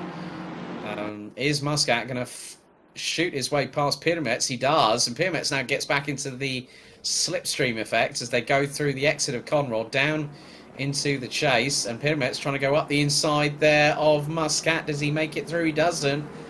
He actually held onto the brakes pretty fastidiously there and maintained the fact that he didn't want to have a coming together with Sheldon Muscat. Harry Spears has now currently in 8th position. Luke's already asking about how many crashes have already happened in the race. Well, Pedro Gomez, you need to ask him because he had a bit of a moment going through, I think it was, going through Reed Park. It's now Chris Bourne coming under fire from Sheldon Muscat. Muscat looking to do the business in the Lexus once again. So on the previous few corners he did so, and that was on Silver Pirmets coming through Conrad Straight, and now he's got past Chris Bourne, and that's on the run to Quarry Bend. So Muscat really showing a good turn of pace, and it's not all about the torque delivery here on these cars, Kieran, because if you have a bit of a torque monster like, say, the McLaren, if your name is Jordan Burroughs or Harry Spears, or you get like the Ferrari with Silver Pirmets, you've really got to watch it around this circuit here, because sometimes you do in those cars that have got a lot of high torque from those engines, those twin turbo V8s no less. If you don't short shift at particular points in the circuit, it can actually spool up the rear tyres and cause you a massive traction headache. Yeah, who'd have thought all that torque could backfire on you? But yeah, you've got to match that torque with the performance you put out on track, and it's so easy to do when you apply the power maybe a little bit too early. You certainly notice it in the rear tyres, that's for sure, especially in those Ferraris. They look amazing, of course, but they have the ability to just bite when you're least expecting it. When you've just got yourself into that rhythm, you've got to be always wary of those high torque cars. But we're seeing Chris Bourne here managing to hold back Silver Pyramids then as we make our way onwards over the Conrad Straight. Now going through, and there's 2 positions for the price of 1 there, all the way through, because we've got Rassar who's right on the back of Pyramids. I wonder if he's going to try and move up the inside in towards the chase. No, he just decides to stay back. He says 1 position from Chris Bourne is enough for me for now, but he'll try and chase on for this one. So that puts Pyramids up into 9th place. It puts Rassar into 10th, and Chris Bourne, who was 9th place at the beginning of that section, falls to 11th in the blink of an eye. Yeah, as we still have the top 3 so far. Dean Riley, Callum Corkery, Colin Corkery, and also Chris Pinchback. They have yet to serve their first mandatory pit stop. All drivers have to serve 2 pit stops. We're going to go to a replay here. Now that is, that's Nathan Mifsud getting a turnaround through Quarry Bend. And as they say, one good shove deserves another. So the Ferrari gets a little bit of not a retaliation, but a little bit of a favour returned, so to speak. Yeah, absolutely. So we've got here on drag action here, David O'Hack having to go the long way around. I think that was Nat Thomas who's made his way up there in the Audi, and it is up to 15th place now. David O'Hack has been in the wars in that Lamborghini, that's for sure. You can see a bit of front end damage, and I wonder if that's having an effect on the top speed of that car, because we've seen consistently down Mountain Straight and Conrod Straight is where people are finding that move past the Lamborghini of David Ohak. I wonder if that's just a case of a little bit too much front splitter damage. Maybe it's not giving him the sort of performance he needs. Maybe there's a bit of damage that's causing drag somewhere down the line in that car, and unfortunately he's going to have to deal with that for the next 70 minutes. Yeah, and out of the cars on this grid, the Mercedes AMG GT3 Evo has the slowest top speed, but with the aerodynamic efficiency that 6.2 litre V8 naturally aspirated car has, once you get it going, you get that thing up to speed down Conrod Straight, there's no stopping that Affalterbach freight train at all. And neither the same with the Bentley, which has exactly the same top speed, 275 kilometers an hour, as Rissar now trying to close on Pyrmets. And yeah, so the top three going for the graveyard stint, I would call it, especially when they've probably loaded up the cars full of fuel, decided to try and keep a bit of consistency. But I know for a fact that Riley and Pinchbeck have done thousands and thousands of hours of racing on Assetto Corsa Competizione, so they are no slouches. But Silver Pyrmets just had a massive moment coming out of Hell Corner, and that allows René Rissart to get up past him. And what's more, that was on the left-hand side of Mountain Straight as they go through into Quarry Bend, up the hill. So the climb starts now, and one of the biggest things here is that the majority of this field are twin-turbo V8. As Pyrmets into the wall off of the cutting. Disaster for Pyrmets, and there's Apostolakis. And Boychev not too far behind. Apostolakis glances the wall, trying to go around the outside of Pyrmets, who absolutely clobbered the barriers. The car drifted to the right-hand side, and it's side by side going through Sorman. Oh my goodness me! Pyrmets has another moment there, and not just Apostolakis, and they're off of Skyline. He turns around on his own, and that allows Chris Bourne to get through. Disaster for Silver Pyrmets. Massive moment going through the cutting, hitting the wall on the right hand side, and then gets all crossed up going through Skyline.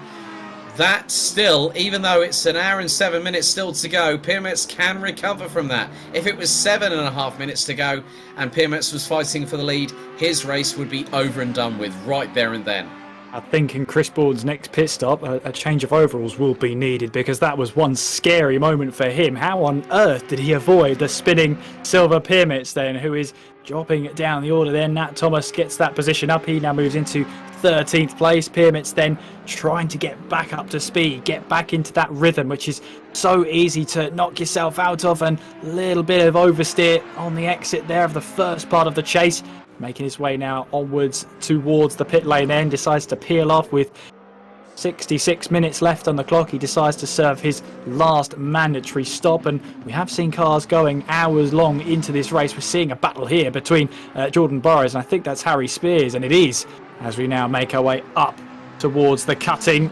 Jordan Burrows trying to hang on to that position, and we saw here Harry Spears about half an hour ago have a little bit of issue with some sort of hardware issue. He was turning right the whole time, stopped just short of Griffin's Mount, and well, we see now how that has had an effect to his position, because it's put him all the way now down to 7th place, and he's got cars around him that have made the exact same amount of pit stops as he has. And it's Florent Lecour, you can see there, very early stop in this race for his first one, and is now the leader of those that have made at least one stop in this race. He's 15.1 seconds back from Pinchbeck, and that top three have yet to make a single stop in this race. Jordan Burrows, though, doing a sublime job at holding back Harry Spears as they now make their way once again onto Conrod Straight. Will Spears this time have an advantage? It's two McLarens doing battle here as we head down Conrod Straight, running on board then with Harry Spears and the Miku Time McLaren. Does he think about a move? No, you can see he's holding back here. He's not willing to try a move just yet. You can see how much that toe does in top speed. He's trying to try and go around the outside, going in towards the chase. It gives him the inside for the next corner, as long as he has enough space there. Harry Spears, can he get that move done and dusted? Yes, he can. Great move there from Harry Spears. Jordan Burrows isn't done with that position as we head into Murray's corner, but Harry Spears in the 285 moves now up into 6th place. Really nice move there.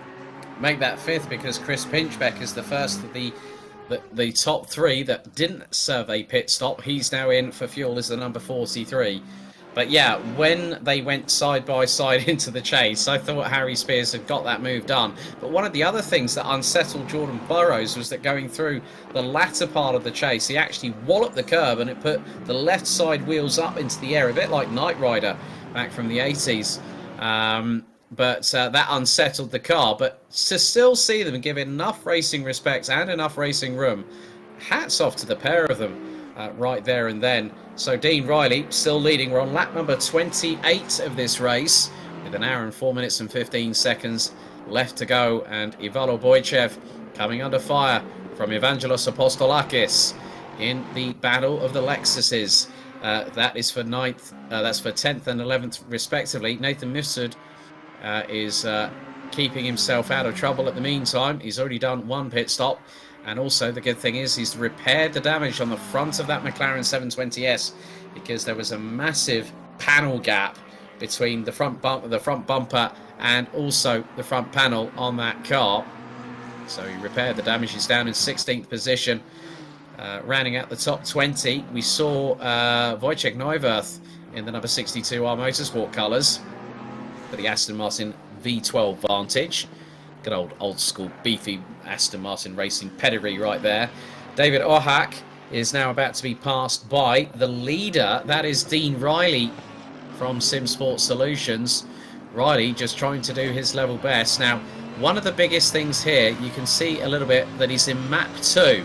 So to me, that means that Dean Riley has gone for more than just a Sunday afternoon stroll here at Mount Panorama, Kieran.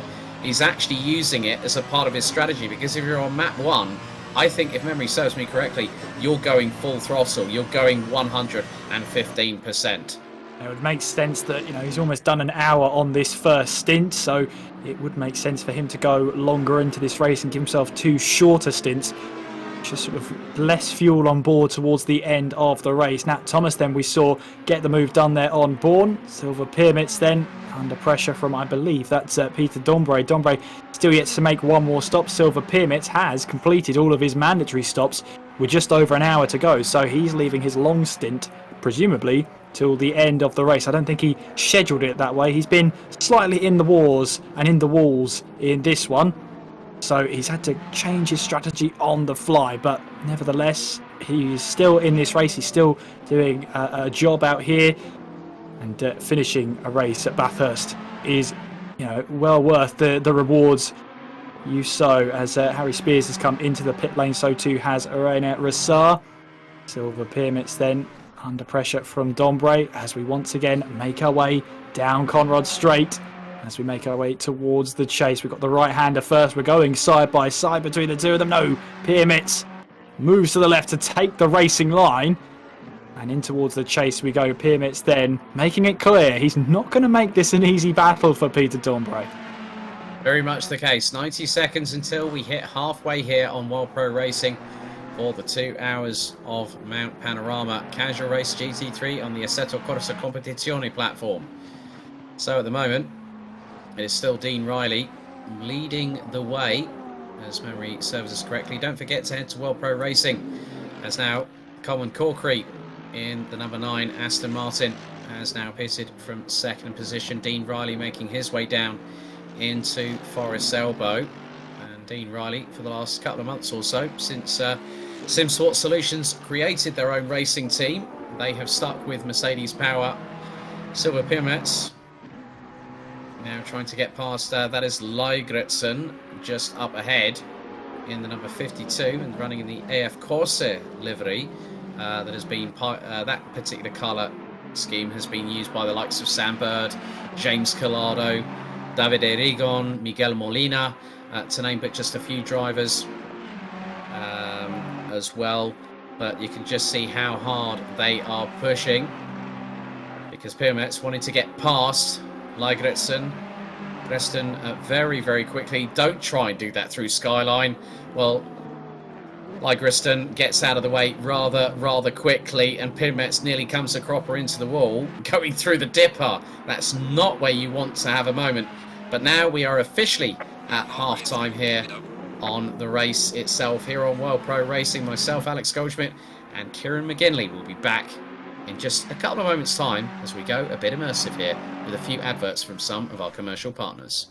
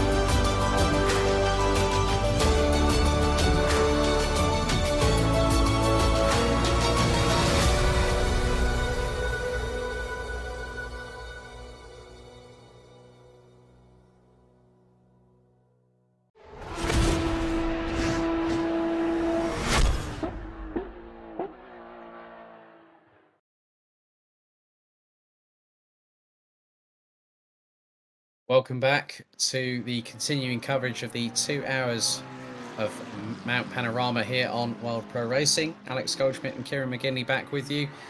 Kieran, track temperature has now been something that's really caught my eye over the last sort of 5 minutes during that ad break. We're down 7 degrees Celsius in total as the server time now hits 5:42 p.m. down to 27 degrees. And I think that's going to be one of two things, especially when we get to the points where drivers have made their final mandatory pit stop. They'll be out on cold tyres, as that looks to be the number 44 of Florent Lacour, who's just served, with 54 minutes on the clock remaining, his second and final mandatory pit stop. Yeah, as you were saying about the track temperature, of course, dropping away, that's going to have an effect on, you know, how the car reacts to how much grip there is out there. The drivers have got to adapt to how much grip there is out there. If you're wondering at home how the track is changing so quickly, it is on a 5 times time scale. So we started this race around about 10 past 12 in game time. So we are expecting to see a sort of dusk cycle, possibly even nighttime racing as well thrown into the mix. So it's far from over for the drivers in terms of adapting. Every single lap for these drivers is going to be different, more so than any other time. So they're just going to have to try and adapt as quickly as they possibly can. Very true, and we've got just under 53 minutes of the race remaining here. So a big thank you to all of you that have liked and subscribed to the World Pro Racing channel, and also those watching on Twitch, also on Facebook, and also our viewers on TVM Sports in Malta, motorsport.tv and eSports Television. And Dean Riley still leading. He's got about a 33-second advantage at this particular moment over at Sheldon Muscat, who has now he's definitely got himself into the thick of things here. He's got one more pit stop to make, and he's in second position in the Emil Frey Lexus racing car. Now Emil Frey brought in a non-work supported Jaguar XKRS GT3 and then switched to Lexus, but Lexus as of this season have decided to get rid, well, they'll give customer support, but they won't have any works-backed entries anymore in sports car racing, which is a real shame because the Lexus RCF in its own way has had plenty of pedigree over the last few seasons since its introduction. Yeah, it really has, and it's always a shame when you hear that the teams going forward don't have any manufacturer backing, but that's the decision that the manufacturers have to make. If they have to run independently, then I'm sure they will find their way through, as Sheldon Muscat here tries to find his way through all of this traffic and now making his way all the way through the S's and Skyline, not necessarily in that order. We've got a replay here. See, this is heading our way in towards, there you can see, in towards Forest's Elbow, and the car was just simply not having it. Actually snapped right before it was going to turn into that corner. So I think that was Pyramid's. I'm not entirely sure. Couldn't quite see the car number from that angle. However, it was a Ferrari, and whosever Ferrari it was just absolutely not having that corner whatsoever. So finding himself into the wall. It's Tom McEwen. Yeah, it was Tom McEwen. I noticed it was very much like the very, very deep Rosso red that Ferrari used on their Formula One cars. I think it was around about 2008, if memory serves me correctly. So McEwen had a massive moment. Now, Ewing's had a moment, but I don't think it was him. I'm wondering Joachim in the number 673 is in the Nissan, but yeah, that could have been McEwen, because that paint scheme, you can tell by the front of the car, that's had a massive hit on the front, and I'm sure that Tom McEwen's steering wheel is not tracking from 3 to 6, it's probably tracking closer to 3 to 9, rather 12 to 3 in that sort of respect. Yeah, it's not going to be a nice handling car, that's for sure. As looking at the top of the field, the top 6, apart from Apostolakis, who's just entered the pit lane now, that will then leave us with the top 5, who have yet to pit in this race. We've got Nat Thomas as well, yet to stop.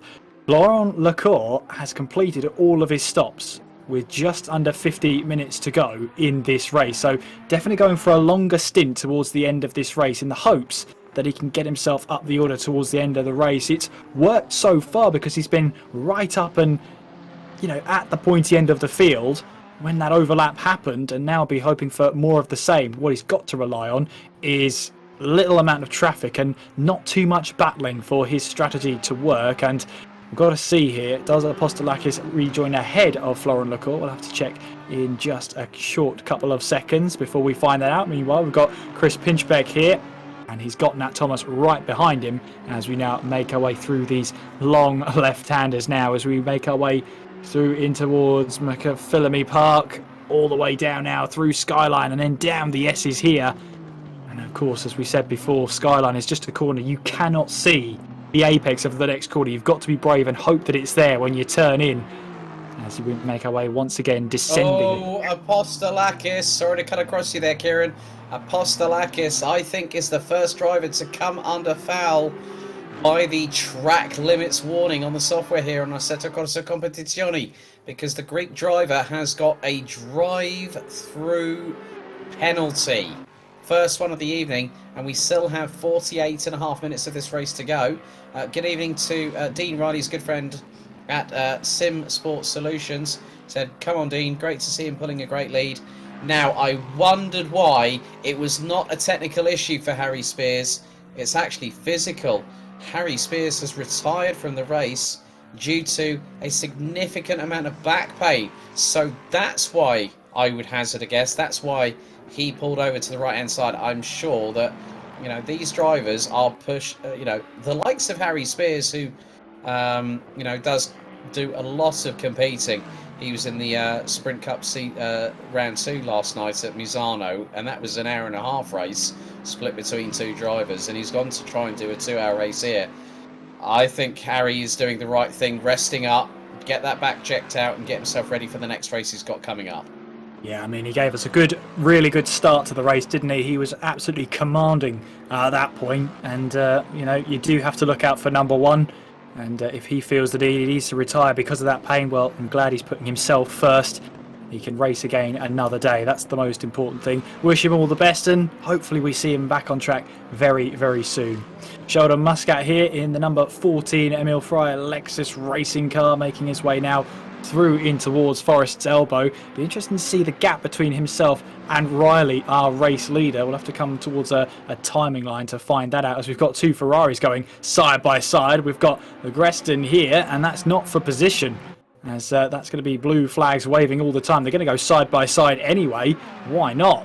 Through we go, just about giving each other the right amount of room as we make our way now in towards the chase.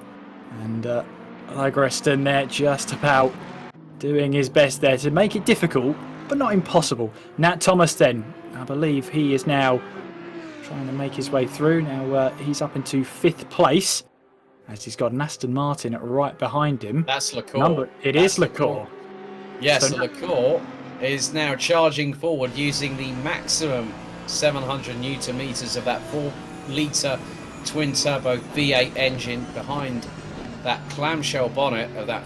And to be honest with you, one of the things about design on cars these days, you know, the V12 Vantage, you know, personified the 2000s, but with how the V8 Vantage now looks, as old Thomas drifts wide coming out of Murray's corner. Lecour was very close on the apex there, and Lecour's looking to try and use a bit of that savoir-faire to get past Thomas going up Mountain Straight. But you know, the V8 Vantage these days, you know, still has that lovely quintessential Aston Martin DNA very much at its core.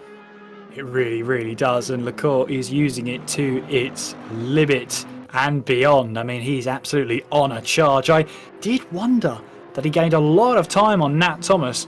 That is down to pace, but also I think Nat Thomas made a mistake at some point in that lap, as Farhan gets well out of the way of drivers behind, currently running in 18th place in that hypervelocity racing team McLaren. There's David Ohak there. He's going to be under pressure from Apostolakis, who served his drive-through penalty. And now we make our way on towards the chase.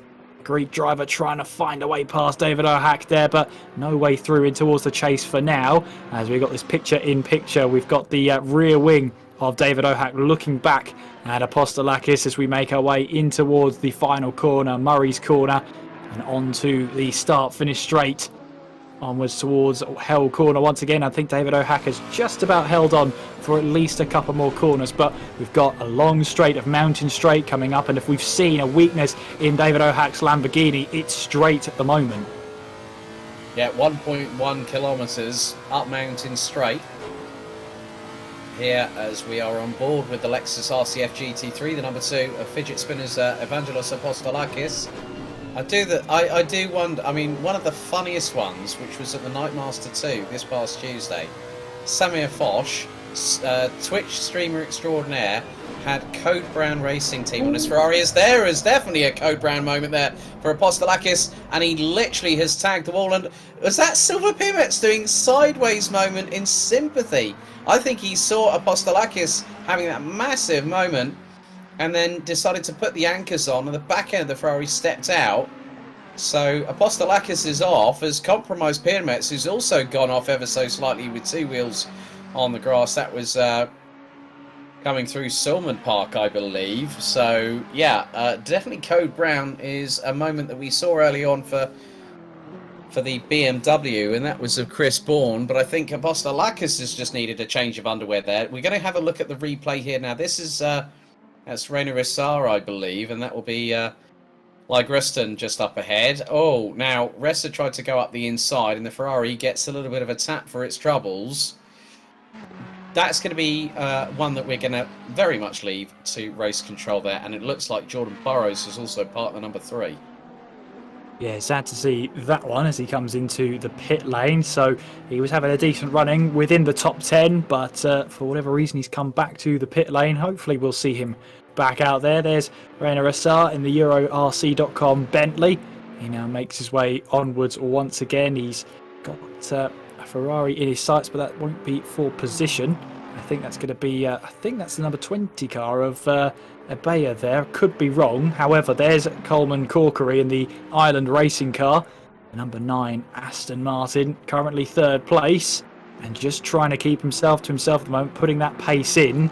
What we've got to see as well is Florent Lecour has really closed in on Nat Thomas and battling away for that 5th place. There is Florent Lecour, there is Nat Thomas, and he's been behind him for a couple of laps now, and that equates to more than 5 minutes. So this won't do Lecour's strategy the world of good if he can't find a way past Nat Thomas. He's going to have to wait now, the worst case scenario, until Nat Thomas comes into the pits, but there's no telling how much time he would have lost to Dean Riley, who's in the lead.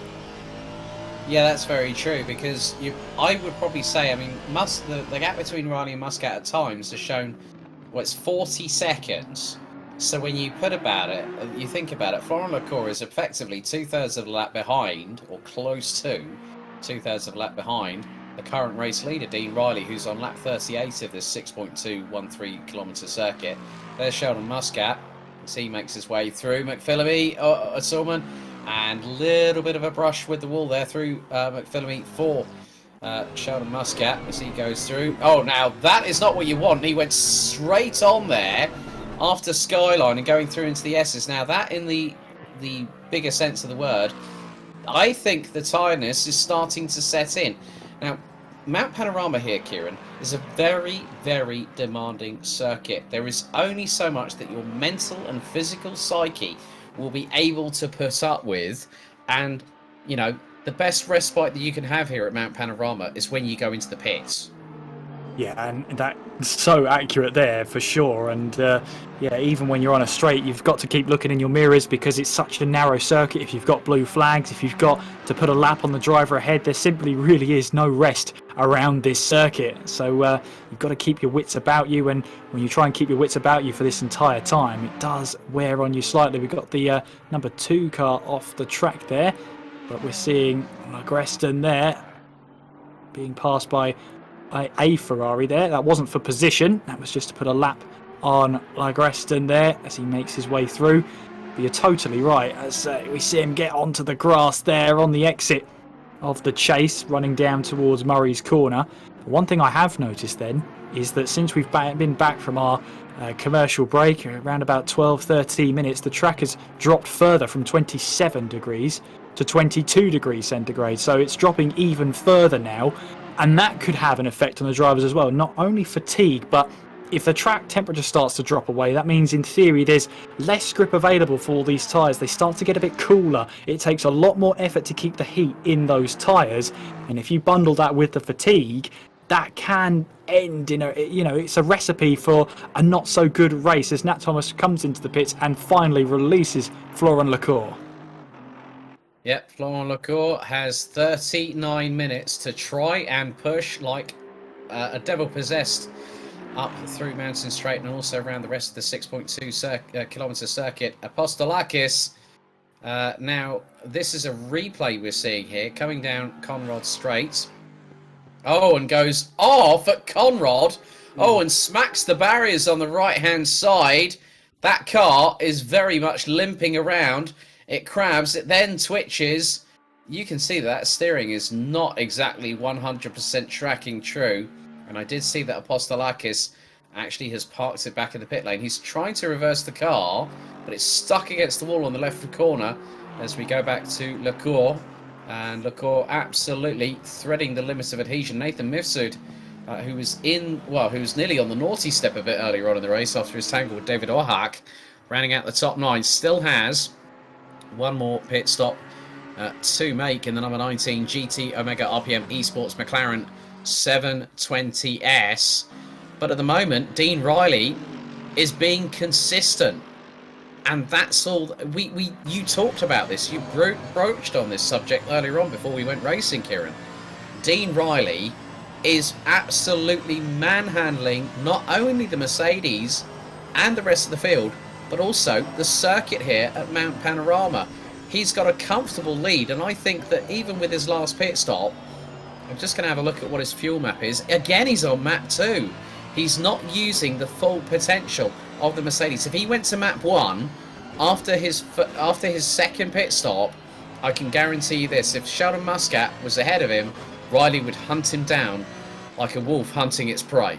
I mean, you can see there that he's just breaking away from Sheldon Muscat. 42 seconds is that last gap between the two drivers. They are almost a timing loop apart. That's why it disappears, because for the brief moment you can see the gap between them. Dean Riley goes over yet another timing loop line. So that's why you can't get an accurate reading on how far away Muscat is for the majority of this lap. That's how far ahead he actually is. You got Corkery there in third place as well. We're watching Pinchbeck here in fourth place, and he's got Lecour behind. I think he's a couple of seconds back yet, but you've got that V12 sounding Aston Martin in the distance. I mean, it's a great sound, that one, isn't it? Fantastic. It's so distinct, and gives the time of the GT cars years ago when they used to have those V12 engines and just let them rip. Just such a great sound to hear. It is, and I mean, I'm glad that in some respects some manufacturers have had the intestinal fortitude, two of my favourite words when it talks about having a bit of guts and gumption. Audi and Lamborghini, obviously, it's pretty much the same power plant, but very different animals in terms of their aerodynamic properties and the way they look and the way they handle. Are the Lamborghini Huracan GT3 Evo and the Audi R8 LMS GT3 Evo, both powered by a 5.2 litre V10 naturally aspirated engine. And in terms of the power plant, well, the Audi pushes out an additional 12 horsepower in comparison with the Lamborghini. Who would have thought that an Italian thoroughbred like that would have been given a bit of the cold shoulder by its its owner, because obviously Lamborghini is part of the Volkswagen group. It is indeed, which means it's closely related to Audi. I mean, obviously it's not bread and butter, that one, but of course, being under that sort of Volkswagen brand, it allows it to, have that sort of family behind it. But yeah, a thoroughbred like Lamborghini, it's you expect these cars to be dangerous in a sense, dangerous to handle, just scary to drive, but it just looks like the Lamborghini with years gone by has become much more tame for these drivers to handle. And I think the fact that the Lamborghini was so out of control to drive, so difficult to master, was part of its charm. But I still salute those who decide to drive behind the Lamborghini, because even after all these years, it's still quite a scary car to drive. Yeah, just ask Jardier. He's actually driven one of those in real life. I think he drove the Super Trofeo version. courtesy of Lamborghini. Jardier, another one of the, we've mentioned him twice in this broadcast. So that's a moment for the buyer going through McPhillamy Park 360 for the GT Omega RPM Esports driver. That was definitely change of underwear required for Kirsten Abaya in the number 20. That is not where you want to have it go wrong. Now, I remember a few years ago, there was a 488, I think it was a Japanese entry that ended up going off at the same part on the track and actually went headfirst into the barriers off of Skyline. Massive cloud of dust, or I think it went backwards onto the barriers. GT3's very much at home here at Mount Panorama. We've seen the likes of Craig Lowndes get into a Ferrari. The late Alan Simonson, well known around these parts. For the Liquid Molly Bathurst 12 Hours, Alan Simonson has been posthumously named as the name that is on the pole position trophy for the Liquid Molly Bathurst 12 Hours, because Alan used to get in a car and he drove it like he stole it around here at Mount Panorama. Very, very much loved by not just the Australian sports car community, but the sports car community after his sudden passing at Tetra Rouge at Le Mans back in 2013.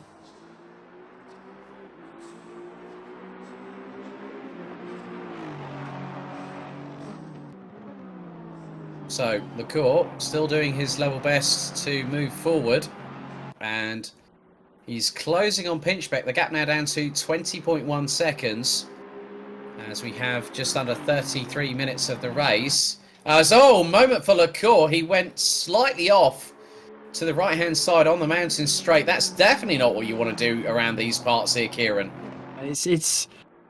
I've been in that position before where you might get a little bit distracted in that cockpit as well, and what you think is a straight, you have the wheels slightly turning left, and that's something you've got to get out of your system very, very quickly there.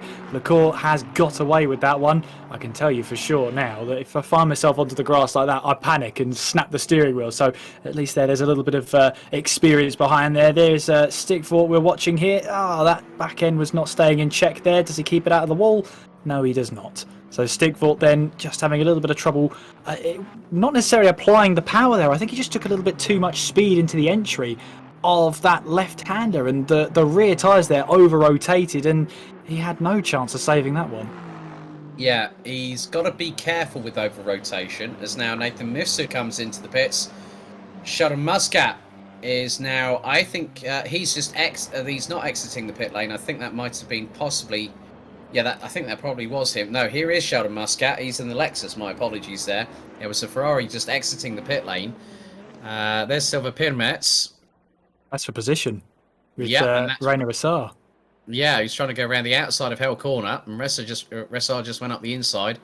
Just behind them, that is Coleman Corkery, as that looks to be the number 19 of Nathan Mifsud. McLaren 720S GT3 that's just come out of the pit lane. That was Kirsten Abaya. That is now coming through Murray's Corner. Across the start-finish line. Currently in 18th position is Abaya, as we now head into the final quarter. Or as the Americans would say in a baseball game, it's bottom of the ninth. But we're now going to go to a replay. Now, this is from earlier on. This is... Lygreston in the 52 AF Corsa car. That is out of Forest Elbow. So Lygreston, that front end again looking rather second hand. And Lygreston, I think that is his race done, because several drivers the temperature's now coming down again. It's come down a total of 13 degrees Celsius since we started an hour and a half ago, but on terms of the server, it's been 7.5 hours, and darkness is rather quickly flooding its way here to the circuit. Yeah, it really is. I think that was a case of Lygreston there just deciding enough was enough for tonight, as he's been in the wars with that Ferrari. We've got there's the 89 car of Farhan there also. I think he was just pulling to the side to let other cars through, which not ideal on a narrow straight such as Conrad Straight, but each to their own. At least everyone has got through past him. There is Nat Thomas we're watching there in the Omega E Racing team. But yeah, I do think that's a case of Lagreston deciding to call it a night here and enjoy what's left of his Friday evening, I'm sure. He's had a tough one, but I think he's become our 6th retirement of this race. If we don't count Apostolakis, who's still in that pit lane, I think he's retirement number 7. Yeah, after that moment off of Conrod Straight, I think that Lexus was very, very much terminally damaged. There's Alan Gooch in the Team Valkyrie car. He's still running in 21st position, as that was the Nissan GTR Nismo GT3, the 2008 version, with Yuri Stickforth behind the wheel of it. Still under full green flag conditions here. Just under 29 minutes remaining on the clock here on World Pro Racing for the 2 hours at Mount Panorama. GT3 action on Assetto Corsa Competizione in full flight. Dean Riley continues to lead on lap number 44 of the race. Coleman Corkery rounds out the top 2 with Chris Pinchbeck in the number 43 Aston Martin, rounding out the podium at the moment as it stands. But trying to close him down in the number 44 Aston Martin will be Florent Lacour. Sheldon Muscat in the Lexus rounds out the top 5. Chris Bourne now going side by side through into the chase, and here comes the assailant that is Mr. David Ohak up the inside with the Lamborghini Huracan GT3 Evo, and he makes the BMW look rather tame there going through the chase. Ohak really had the measure of Bourne going through right there.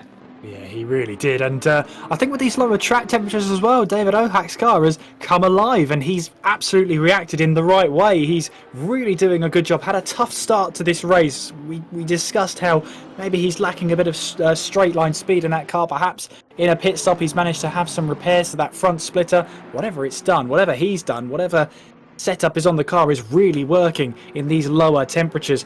That's going to give him the world of a boost of confidence, and he might be able to push on here for an even better position. Here's Pinchbeck here in 3rd place right now. Top 3 are still yet to make one more mandatory stop in this race. Dean Riley, Coleman Corkery and Chris Pinchbeck. So in a sense, Florent Lacour, who is, well, he's classified as 1 lap down. It's because he hasn't come across the start-finish line just yet.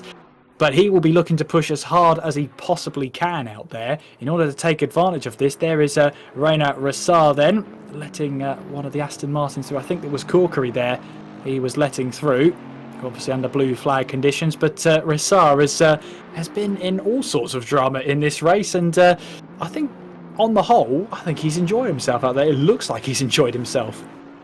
And he's in a different car than we would normally see him in. He's either in a McLaren, now he's in the Bentley.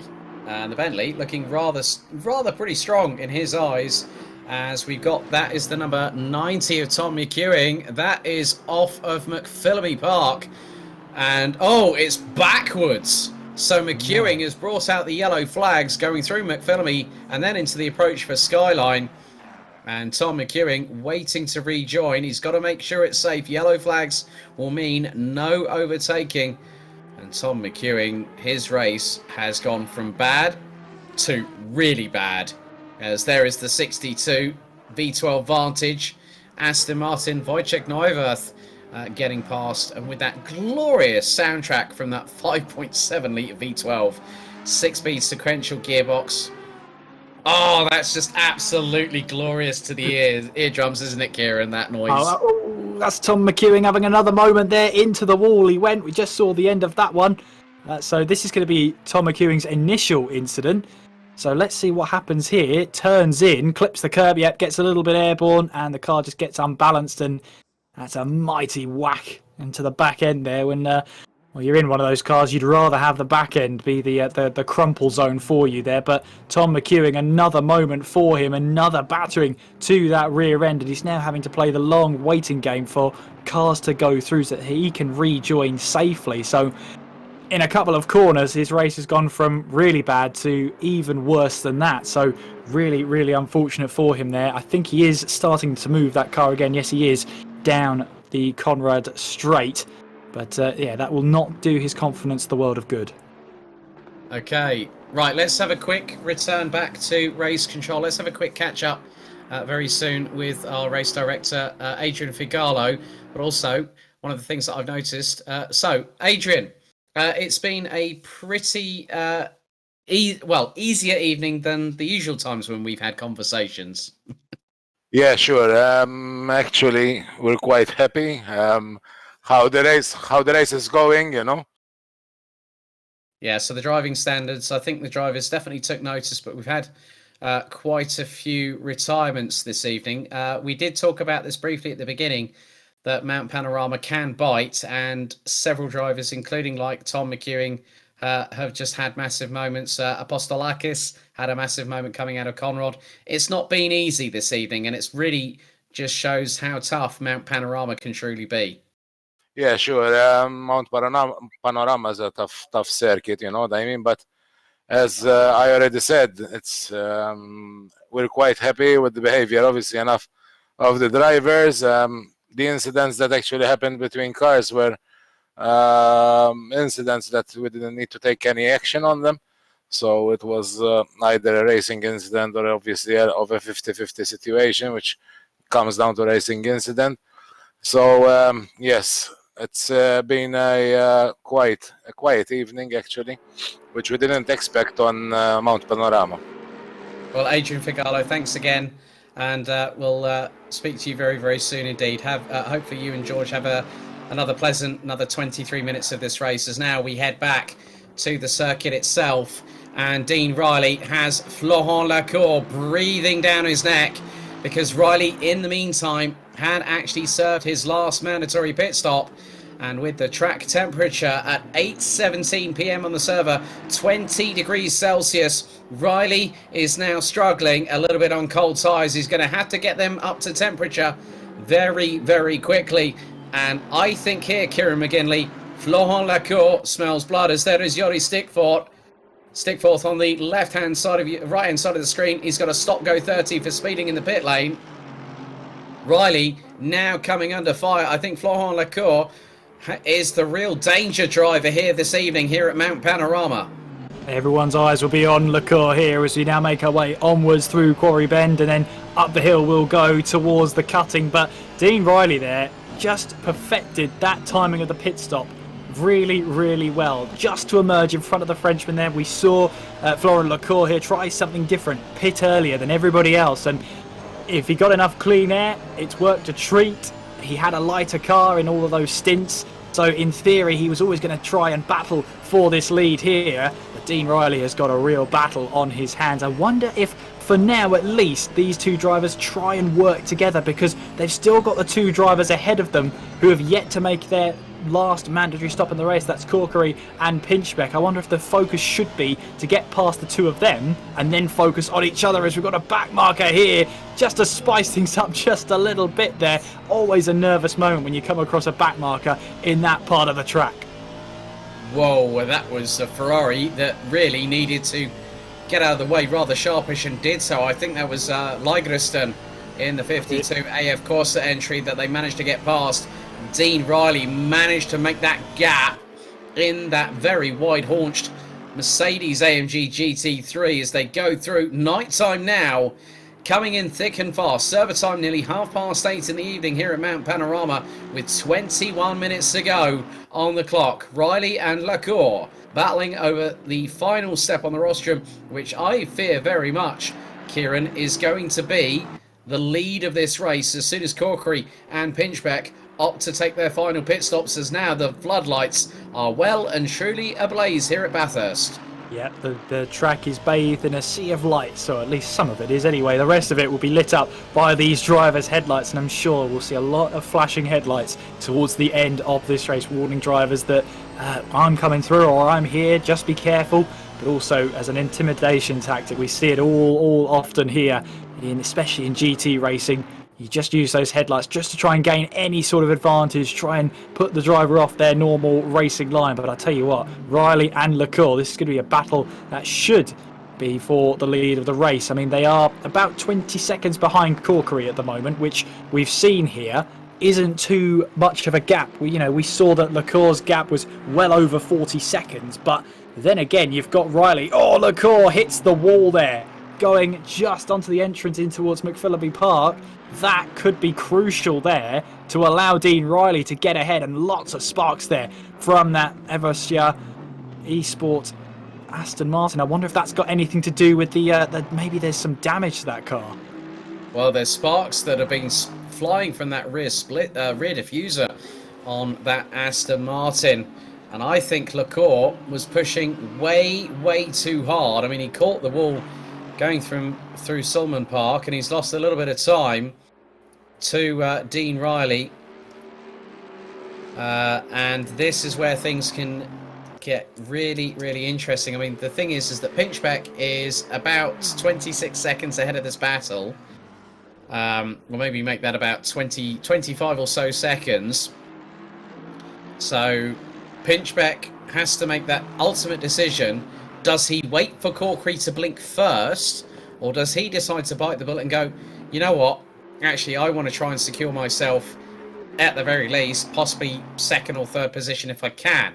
But if Pinchbeck has fueled that car and only puts in a litre or two of fuel, if he put tyres on in his first pit stop, he'll have done a very, very good strategy call, as now as Reina Rissar is being given the blue flags. As you can just see, the headlights ablaze as the sunset is starting to dissipate into the distance here at Mount Panorama.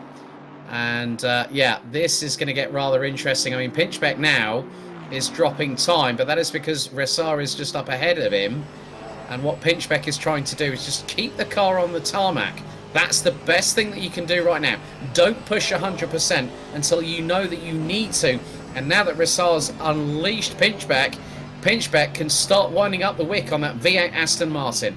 You wonder as well if the interior lighting of his car just shows a bit of mood lighting, perhaps. He's nice and cool in his position at the moment as we make way down in towards Forest's elbow, riding on board here with Pinchbeck as he's 9.5 seconds back from the race leader. But as you were pointing to, what is that last pit stop going to be like? It might literally be a litre of fuel. It might be a splash and dash to get them to the end, which is going to result in a much shorter pit stop than the likes of Riley and Lacour have had to endure in this race. Lacour, meanwhile, falling now 2 seconds back from Riley, so there's definitely a little bit of damage to that car then. Lots of sparks being thrown up into the night sky. Great to see that the drivers are running with such a low ground setup here, trying to run the car as close to the ground as you dare. And Lacour has picked himself up a drive-through penalty, and that's going to put a spanner into the works of any podium position that he may have had on the cards. Yeah, that I think now that Corkery and Pinchbeck will be breathing a sigh of relief, because that drive-through will cost Florent Lacour probably the best part of about 30 seconds, which will put him outside of the top 5. There's Jean-Pierre Joachim in the Valkyrie Sport Nissan GTR Nismo GT3. And there is Corkery, as now Lacour decides to serve his drive-through penalty. Great strategic call there by Lacour, because he just wants to serve it, get it out of the way, and then just knuckle down. He'll be kicking himself a little bit about that, because, you know, it's 3 track cuts, then the 4th one gets you a drive-through. Lacour will want to do a bit of damage limitation and get that pit stop out of the way. Then he can fully concentrate on what's going to happen. So this is Alan Gooch, and this is going down Conrad, I believe. We'll just keep an eye on this for the moment. And bouncing off the rev limiter. Oh no, now this was actually into Quarry Bend, and he tags the wall. So missing the braking point, I think, a little bit there. Outbraked himself, so the Lexus RCF GT3 ended up tagging the left wall through Quarry Bend there. And that I think that Lexus is now very much, well, he's crawling to a halt. Oh my goodness, and was that David Ohak just going past him as well? But yeah, this has now really changed everything, because Corkery and Pinchbeck, they're now nearly 10 seconds apart. Corkery, I think, nearly got a track cut there going through the chase. These dark conditions, look, it's absolutely pitch black there, especially going down Conrod Straight and into the chase. Track temperature has now dropped a whopping 15 degrees, and now we have 15 minutes of the race remaining. It's now time to put up or shut up here at Mount Panorama. Definitely. And Corkery and Pinchbeck, of course, have got to serve one more stop in this race. That is a mandatory stop they have to make. Nat Thomas, meanwhile, I think that's the BMW of Bourne right behind him as they now battle their way up the hill we go in towards Griffin's Mountain Reed Park as we ride on board with that rear wing. Only briefly, though, because we want to see Nat Thomas there hitting the wall on the rise up there. And it took a battering, that front left-hand quarter panel. Took an absolute battering there. I wonder if that car's actually going to be okay for Nat Thomas as he makes his way now towards Skyline. Then down through the S's there. The car snaps on him. Showers of sparks will cover the car of Bourne there as we make our way through the Dipper. And now onwards towards Forest's Elbow as Nat Thomas is struggling here. That pressure from Bourne seems to be working. Bourne here might as well turn up the wick. Get more pressure on Nat Thomas. You know what I think what has happened? That was more than just a glancing blow for the Audi. I think the upright, the suspension has had some damage. And I won't be at all surprised if that also has compromised the steering. Ivalo Boychev has now pitted for the final time, the second and final time. We're on board with Nat Thomas. Let's just have a look at the steering inputs. Now that car, I think he got away with that one. I really think he did. If it was tracking to the left, that car would have had more significant damage. That was a glance and a half.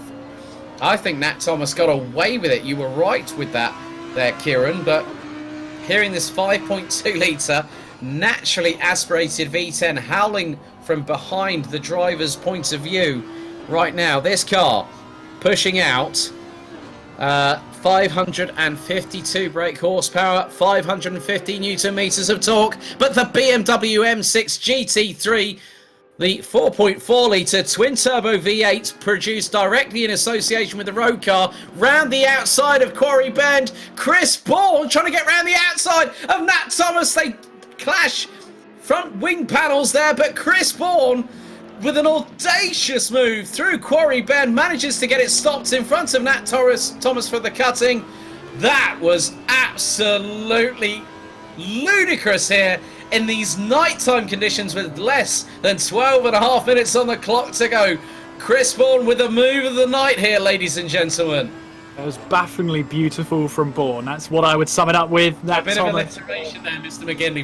Well put, young man. The move needed alliteration to show you how good it was. I mean, what a move from Chris Bourne there. Now up into 7th place. He will be replaying that on this stream and on his own accord again and again and again. I think he enjoyed that as much as we did.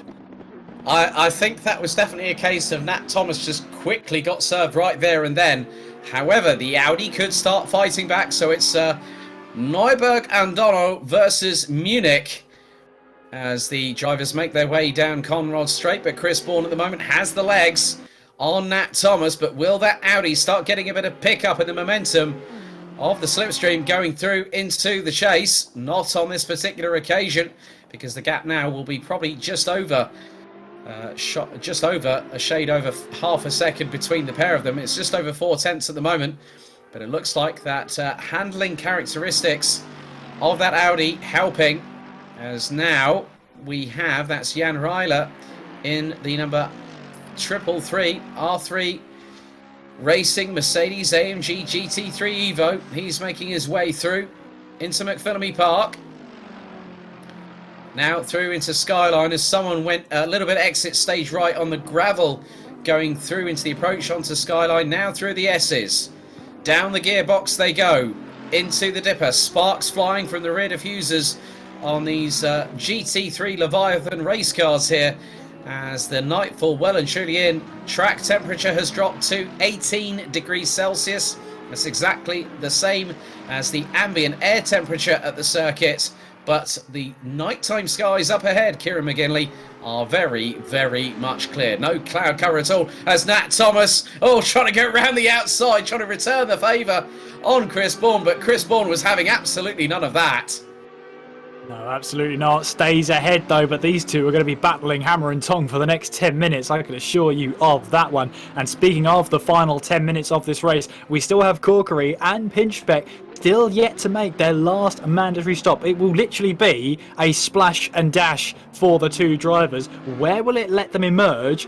going towards the back end of this race. Still, Nat Thomas wants to try and find a way through, just filling the mirrors of Bourne there with just some headlights there as he now makes his way on the exit of Forest Elbow, and now down Conrad Straight, getting a little bit of toe as well. That will help him with the slipstream as we go over the crest towards the chase there. But you can see Nat Thomas is actually falling behind the BMW slightly, so you can see there might be perhaps a little bit of splitter damage there, although he is running, I think that's mode 3 there, so it's a slower version of the car, of the engine. A little bit of dust up ahead chucked into the driver's windshields.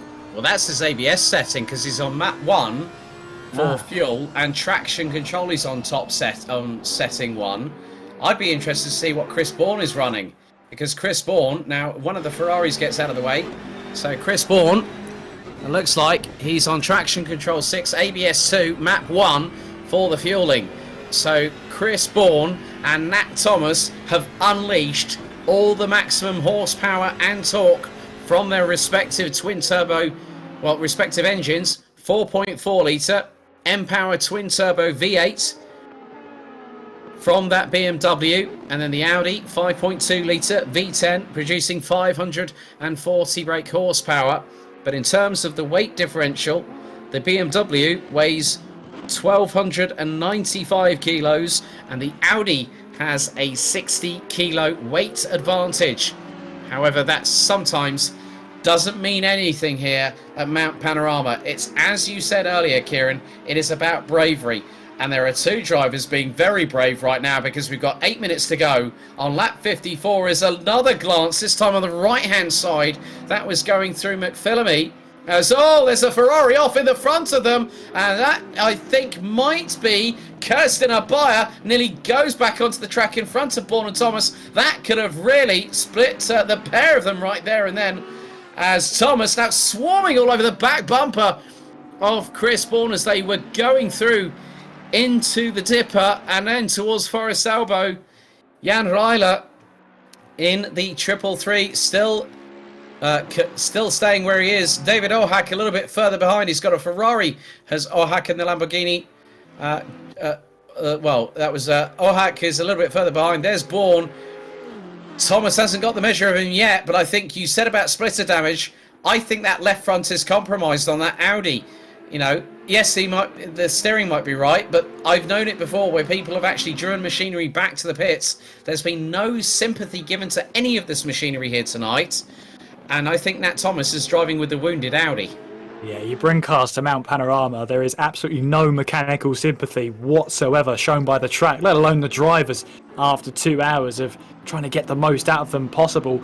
Just over 6 minutes of this race left to go. Still Corkery and Pinchbeck yet to make their stops. I think they're going to leave it as late as they possibly can to make their splash and dash. I mean, Corkery's gone in towards Hell Corner, now making his way on towards the Mountain Straight, so he's clearly not interested in pitting just yet. Of course, they do have to make that stop, otherwise they will be disqualified from the race. I'm sure that the graphic next to their name will warn them of such, as Silver Pyramids makes a visit to the pit lane in the number 66 Flat Out Racing Ferrari. Looked heavily damaged, that car. The Estonian has really been in the wars and in the walls as well, as he looks to try and maybe repair that car and get it back out on track. Well, we hope so, to at least finish this race.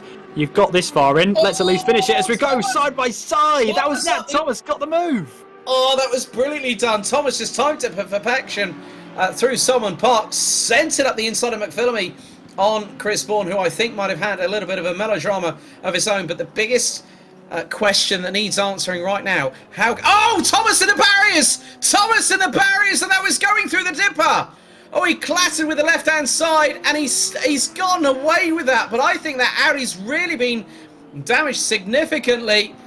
That car's going from left to right, and that's caused major problems, and a spinner behind Kirsten Abaya. The attrition rate has gone through the roof here.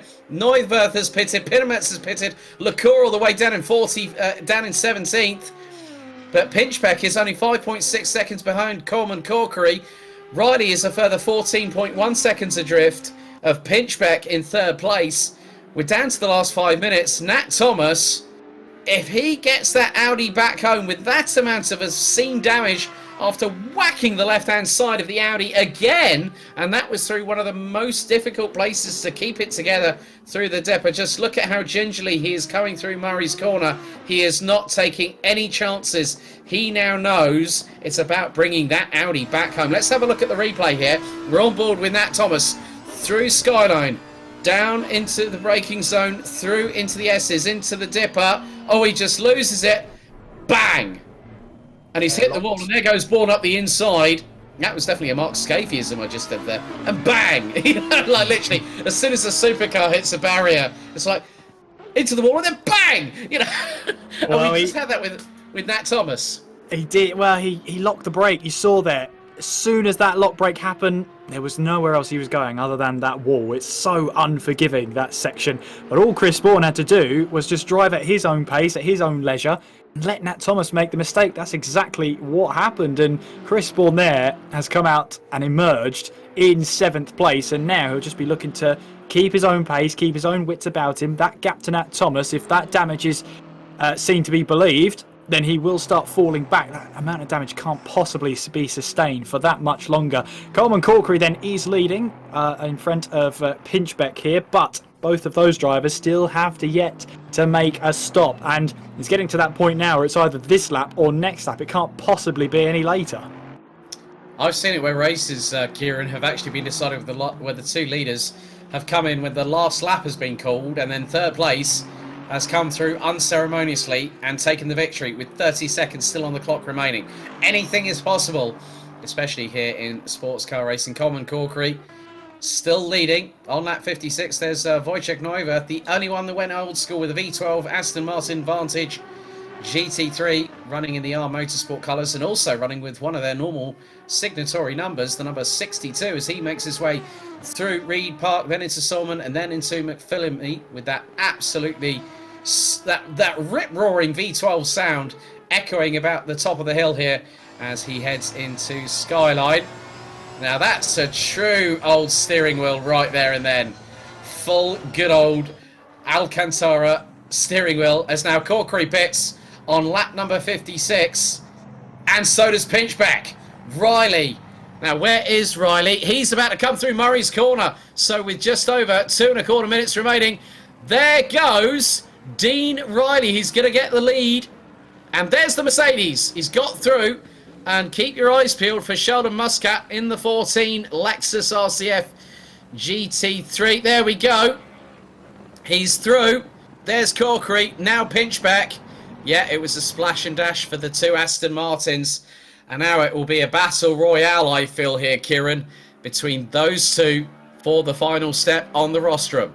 Yeah, they've got the exact same tyres they enter that pit lane with, so tyre temperature shouldn't be too much of an issue. They'll be scrub tyres, so much easier to get back up to temperature. Well, that's going to promote Riley into the lead. Muscat now running in 2nd place with 90 seconds left on the clock. We got this lap and possibly one more with Dean Riley in the lead. So we're into crunch time now, as we see Corkery's now in 3rd then, Pinchbeck in 4th, and with stopping that late in the race for that splash and dash, you don't leave yourself a lot of room to really attack towards the end of the race if you needed to. And you know what, the top 4 is really evenly spread out. What it's going to take to change these positions late on is a huge mistake from one of those 4, which they've already shown us how consistent and how good they are at this track. That's going to be a rarity. So Dean Riley here has only got about 12 kilometres to go, and he can crown himself the winner, but he's got to get there first. Yes, indeed. And as they say, to finish first you must finish. And it has been a bit of a war of attrition. Florent Lacour, I think, has called it a day in the number 44 Aston Martin as we ride on board with Dean Riley through into the chase. And it looks like he's got Kirsten Abaya in the number 20 just up ahead. Yellow flags are out, and that is for the, looks to be the number 66 of Silver Pyramids. That's on the inside of the chase. But the penultimate, well, the last corner of the 57th and penultimate race lap, we go on to lap number 58. Dean Riley now starts his final 6.213 kilometres here at Mount Panorama here on World Pro Racing. I did think he was going to slow down there and take the checkered flag as is, but he's on to the final lap now. He's just giving a little bit of a show of lights then to the car in front, just to let him know that he's there and he wants to come through as we now make our way onwards then towards Quarry Bend. But for Dean Riley, he's only got this lap to go, and this back marker he will not be happy with. It's the number 20 car of Kirsten Abea. Look at that, flashing the lights there. He wants through, and there you go. The message gets through to Abea. He wants through, and he gets through, does Dean Riley. Then upwards then we go through Griffin's Mount, then we go through Reed Park, and to be honest with you, for Dean Riley, he got that front row start, got pole position, didn't get a great start off the line, but if that's a case for anything, it's that it's not how you start, it's how you finish through these 2 hours here. And Dean Riley now making his way all the way through McPhillamy Park, now over through Skyline, through the Estes and through the Dipper one last time. Here we go through the Dipper, down into first gear, back up to second to reduce the wheel spin on exit. We now negotiate our way through these series of chicanes, down towards Forest's Elbow, downhill as you hit the apex here, use that to get the wheel spin under control. It's flat out now down Conrod Straight. He's got absolutely zero traffic ahead of him now as he makes his way onto the final couple of kilometres to go then. He makes his way down the long Conrod Straight on towards the chase then. It's been pretty much faultless from Dean Riley as he makes his way and winds down this 2 hours of Mount Panorama. He makes his way through the final couple of corners. No doubt he's the king of the mountain at peak performance, making his way through Murray's Corner for the final time, and towards the line he will go. Dean Riley wins the 2 hours of Mount Panorama. A truly faultless drive from the Mercedes driver. Sheldon Muscat comes across the line in second place. Really nice podium from the Lexus driver, and Coleman Corkery will round off the podium then. The Irishman grabs third place with Pinchbeck rounding off the top four. Alex, what a sensational race we had. Drama all the way throughout, a day-night cycle. What more could you have asked for?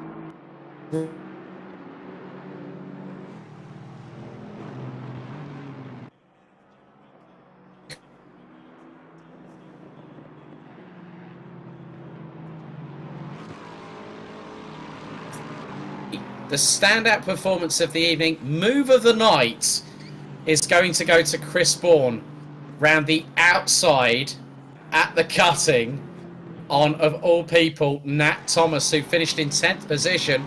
Boychev and Rissart rounds out the top 9. But King of the Mountain, top of the hill, top of the pops, it is Dean Riley from Sim Sports Solutions. What a race. And that really, as we wave goodbye to a land down under at Mount Panorama, as the nighttime really sees all those headlights in full prominence. What a race, Kieran McGinley. Definitely, and the drivers have put on a good show here tonight. We started off with, I think it was 28 drivers took the start, 19 took the checkered flag, and that just shows you how tough this race is, even over 2 hours. There was a lot of elements thrown at the drivers here. 5 times race server speed, which of course, advances the clock 5 times faster than normal. So we had started in that midday heat. 34 degrees that track was when we started this race. At the checkered flag it's around about 17, so we've halved the temperature of the track then, and Muscat showing you need to stay alert even on your in lap after the race. And yeah, it's a great drive from Muscat as well. Second place for him, 3.2 seconds behind the eventual winner, and considering the battling he had to do throughout the race, I think that was a superb drive from him. Yeah, very much the case. So, Dean Riley, Sheldon Muscat, and Coleman Corkery, your top three here at Mount Panorama. That was an interesting race, to be completely honest. Well, actually, let's go to our first interview. Funnily enough, our runner-up tonight from GT Omega RPM Esports, Sheldon Muscat. That was one hell of a race, Sheldon. You had to fight for second position, but things really came your way after Corkery and Pinchbeck pitted with a couple of moments to go. Yeah, guys, good evening. I hope you can hear me well. Yeah, that was a pretty intense race. As you can see, I finished the race just 3 seconds behind the leader. He was very quick, so well done to him, and well done to Corkery as well for getting the third place. Yeah, the race was pretty good. I did not have those major accidents at this track, because if you have one of those major accidents, you will surely be out of the podium contention. Try to keep it clean, and now I pushed a bit now at night, and the track is a totally different animal at night. So yeah, but I'm happy with the P2. Very happy. Yeah, and also one of the other things, we don't normally see you in an Lexus. We normally see you in a Mercedes. What prompted the change is my question here, Sheldon. Yeah, actually we're going to race in the RCA 12 hours next Sunday, and we took this car, the Lexus. It's pretty good here apparently, but it suffers a bit on flat spots. If you go into a corner and brake a lot, you will lock up easily and you will ruin the tires. So we have to be careful for that. Yeah, but it's a pretty good car for here. It's very stable. It's quick as well in a straight line. I hit like 283 kilometers per hour at Conrod. So yeah, I was flying on the straight. Well, Sheldon, is there anyone else you'd like to thank after what was a great performance here at Mount Panorama? Yeah, of course. I would like to thank the guys at World Pro Racing for hosting these events. They're always perfect, like usual. I would also want to thank my team sponsors, GT Omega Racing, Gaming Malta, HyperX, and World Pro Racing for these events. Okay, Sheldon Muscat, our runner-up here at Mount Panorama. Congratulations. We'll see you next time, Sheldon, and enjoy the rest of your Friday night. Cheers. See ya. Good night. So, Kieran, I'll hand it over to you, as you now have our race winner from SimSport Solutions, the number one of Dean Riley. I do indeed. Dean, can you hear us? Yeah, I can.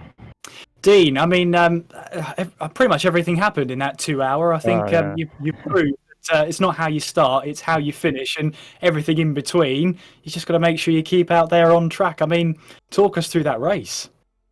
Well, first few laps, I got a bad start, really poor exits out of the corners, and then going into the last chicane, I got hit by the Audi, which he massive dive bomb. I tried to avoid, but he cost me quite a lot, to be fair. So I thought I'd just keep in there, keep steady pace, wait for people to drop out of the race and crash, and that unfortunately happened. Yeah, and I was pushing forward. I knew I had the pace. I know Harry Spears was quick, and that was the target, to get up with Harry. When I finally got up with Harry, I think I had a little bit more pace in him. And then all of a sudden, out of nowhere, I hit a back marker facing the wrong way when I was 40 or 50 seconds in the lead. So, yeah, it was a bit of an adventure. So. Yeah, you could say that for sure.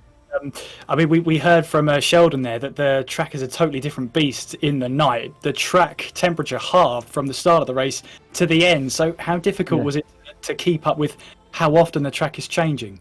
Yeah, I mean, I saw the 5 times multiplier, and I knew the temperature was going to drastically drop off. So I was only doing the 1 tyre change. So I massively increased my tyres for the second pit stop, so they were really high when I come out.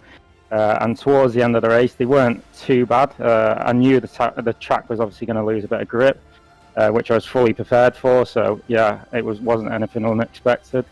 And to be fair, it wasn't too bad. I could just manage my way home, drop a little bit of pace off, and just get to the finish.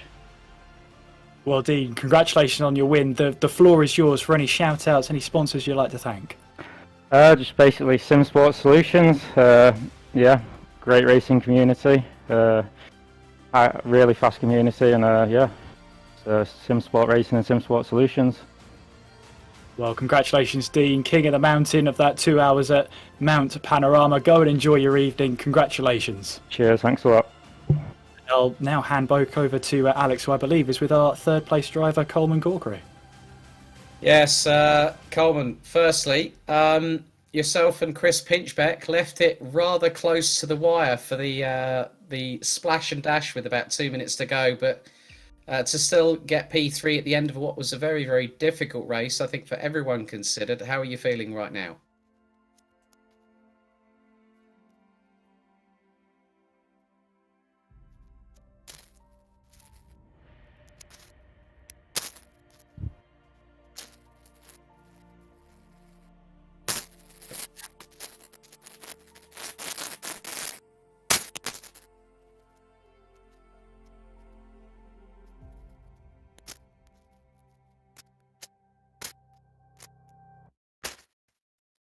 Well, I don't know if we're actually if we've had some technical difficulties. A real shame with regards to that. But Kieran, a fantastic race here at Mount Panorama this evening.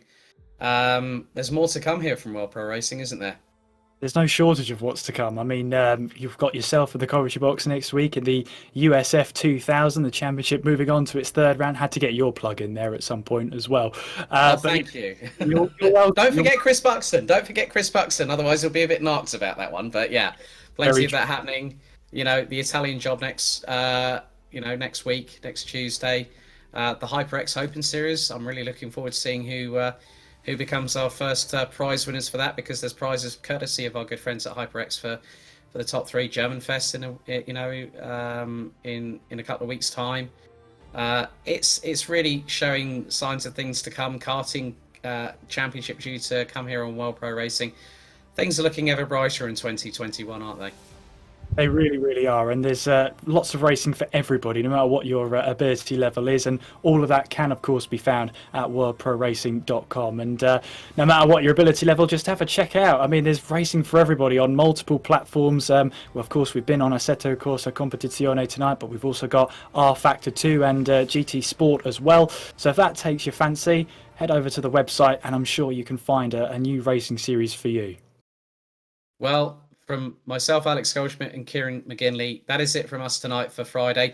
Thank you very much, as always, to Gaming Malta, Thrustmaster, GT Omega Racing, HyperX, and AMD, our sponsors. A big thank you to you all watching on the World Pro Racing feeds on Facebook, Live, YouTube, and Twitch, and also to our viewers over in Malta at TVM Sport, also at motorsport.tv and eSports Television. That's it from us at World Pro Racing for this week.